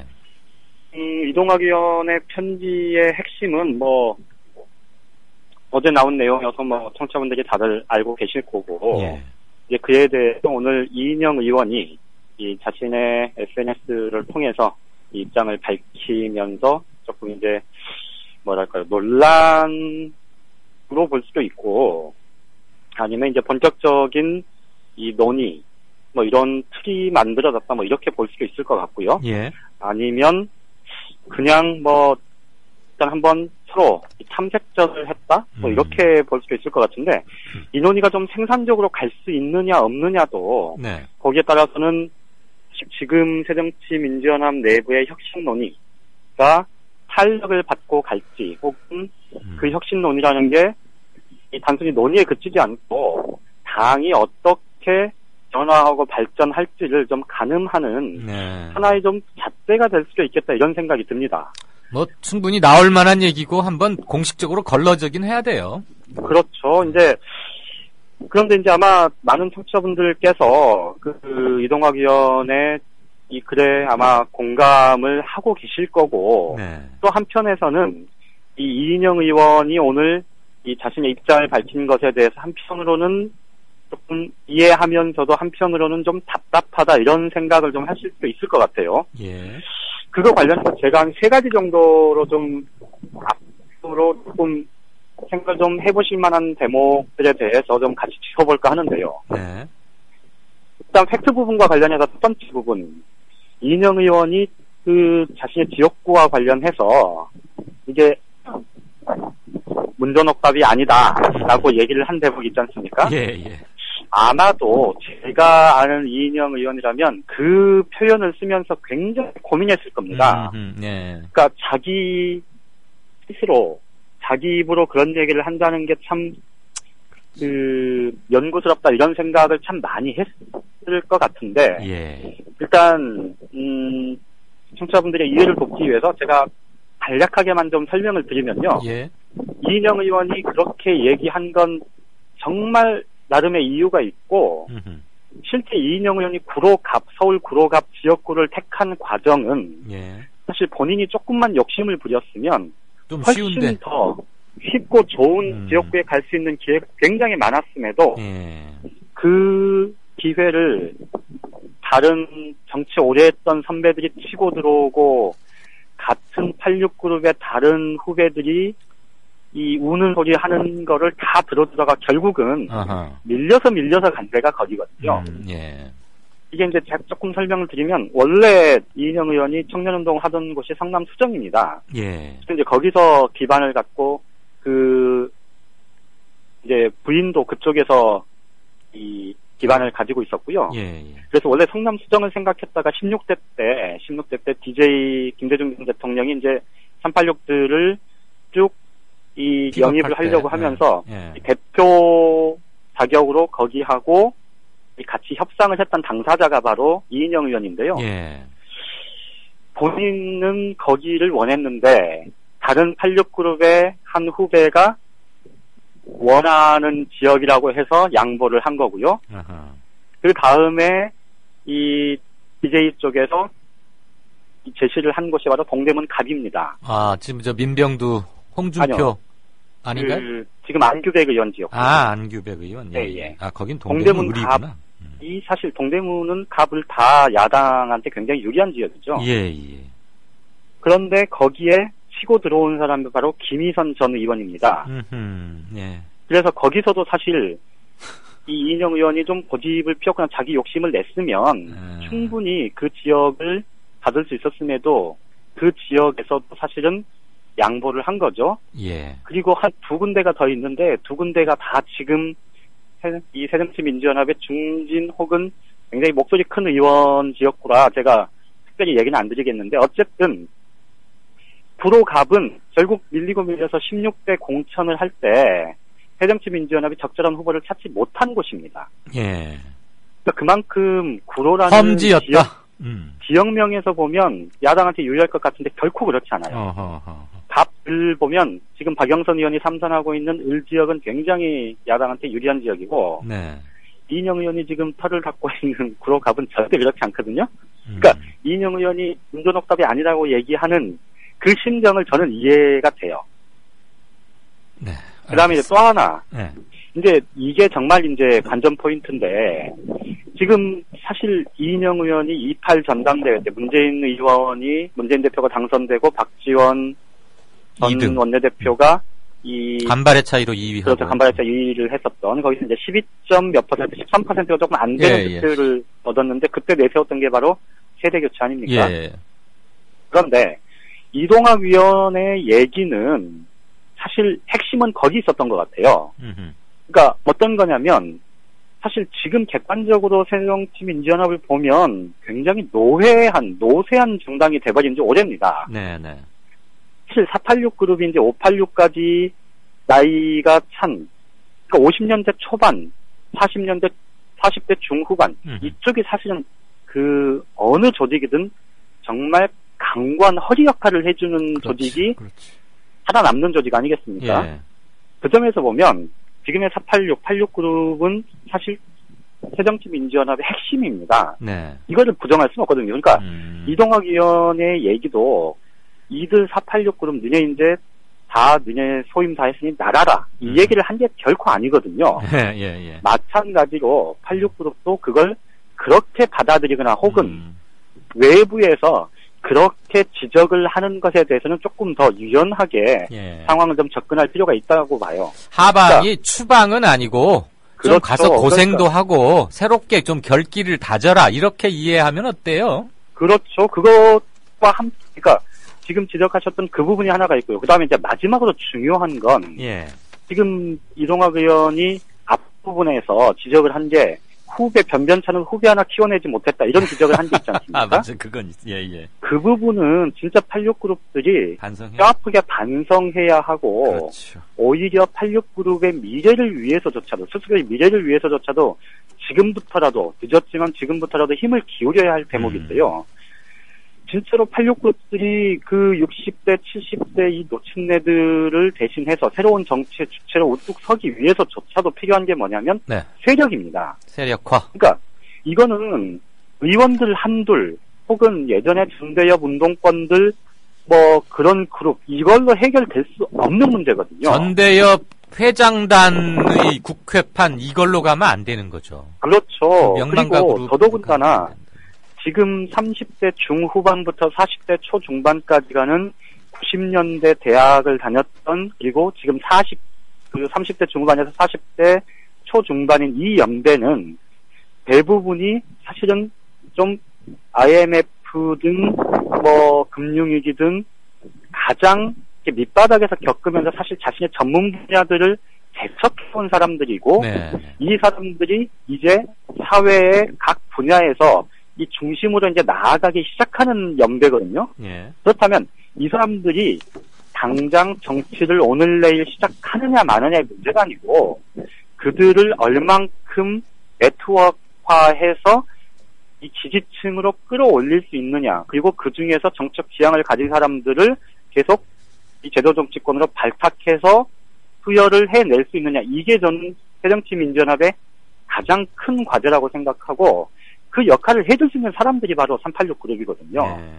그러니까 이동학 위원의 지적은 그런 점에서 그런 점에 차관을 하고 강조를 해서 들여다보면 지금의 86그룹과 이동학 위원 주변의 그룹들이 만날 수 있는 접점이 정말 넓게 보일 수 있고 그런 결합이 이 이인영 의원이 얘기했던 세대 교체도 가능하게 해주는 동력이 될 수 있을 겁니다. 그래서 이제 이동학 의원이 결국은 지금 이 386 그룹들도 자꾸 팔짱 끼고 혁신이 응원한다 뭐 이런 얘기만 할 게 아니고 나서서 뭘 좀 해라라고 얘기를 하는 건 바로 그 지점을 지적한 대목이 아닐까 싶습니다. 알겠습니다. 야당 소식 하나만 더 좀 들어보십시오. 네네. 박준영 전 전남도지사 탈당했는데 네네. 이른바 호남 신당 신호탄 쏘아 올려진 걸로 봐야 합니까? 뭐 이제 진짜 하겠다는 것 같은데요. 네. 근데 이제 뭐 제가 조금 뭐 좀 과하게 말씀을 드리면 예. 박준영 전 지사 같은 경우는 아마도 네. 정치는 계속 하고 싶은데 공천은 못 받을 것 같은 예. 뭐 그런 생각이 좀 크지 않았나 싶고요. 예. 사실은 좀 그 연배에 예. 이 탈당 행렬은 당분간 꽤 있을 수 있다. 저는 그렇게 봅니다. 네. 그런데 파장, 정치적 파장은 그렇게 크진 않을 것이다. 당장은 크진 않을 겁니다. 그러면 천정배한테 갈까요? 갈 수도 있겠죠. 그럼 천정배 쪽으로 갈지 아니면 또 다른 새 당을 만들지는 아직은 안테나에 걸린 게 없어요? 그렇죠. 그런데 아마 천정배 의원 쪽으로 현실적인 권력을 쫓아가는 게 맞겠죠. 예. 그런데 천정배 쪽에서는 젊은 피를 원하는 거 아니에요? 이런 저기보다는. 이제 어제 그 조국 혁신위원이 네. 이 삼국제 빗대서 이제 자신의 글을 올린 적이 있었지 않습니까? 네. 그거에 대한 천정배 의원의 대답 중에 예. 광주가 중원이다라는 참 제가 광주 출신이긴 합니다만 예. 좀 어처구니 없는 얘기를 들었는데 근데 그 글에 보면 천정배 의원이 그런 얘기를 한 게 있어요. 이 새롭게 이 야당 정치판을 바꿔내는 그 동료에 아니 이전에 정치했던 사람들 하지 말라는 법 있냐? 네. 라는 지적을 한 게 있어요. 그러니까 이제 아마 이것저것 다른 여러 가지 지금 다 염두에 두고 네. 뭐 열어놓고 생각하는 거겠죠. 이 대목에서 제가 한 말씀만 좀 드리면 예, 한 1분 정도밖에 안 되니까 시간 배분 알아서 하시고. 예. 예. 자, 이 말씀을 드렸는지 어쩐지 모르겠는데 이 당이 새정치민주연합이 굉장히 노쇠한 당이 돼버렸다고 말씀을 드렸는데요. 예. 박근혜 대통령의 골수 지지층이 60대, 70대라 그러지 않습니까? 네. 지금 새정치민주연합의 그 알량한 권력을 갖고 호남에서 기득권화되어 있는 그 정치 세력의 가장 견고한 지지층이 광주 전남 지역의 노인층이다라는 거는 분명한 사실이고요. 그 틀을 스스로 깨부수지 않으면 정치 발전은 절대 없을 거다라는 것을 제가 단언해서 말씀드릴 수 있을 것 같습니다. 알겠습니다.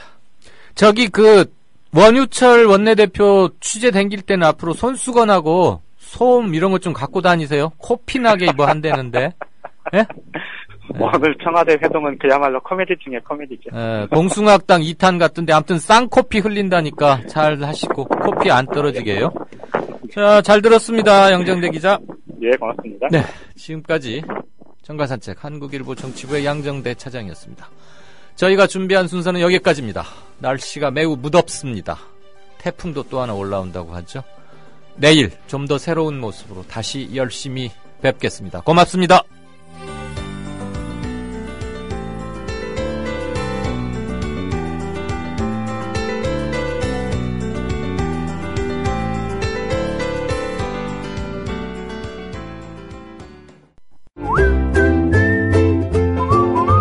국민라디오 팟캐스트 응원하는 가장 쉬운 방법 아시나요?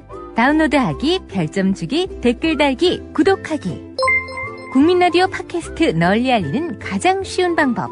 다운로드하기, 별점 주기, 댓글 달기, 구독하기. 기억하세요. 다운로드하기, 별점 주기, 댓글 달기, 구독하기.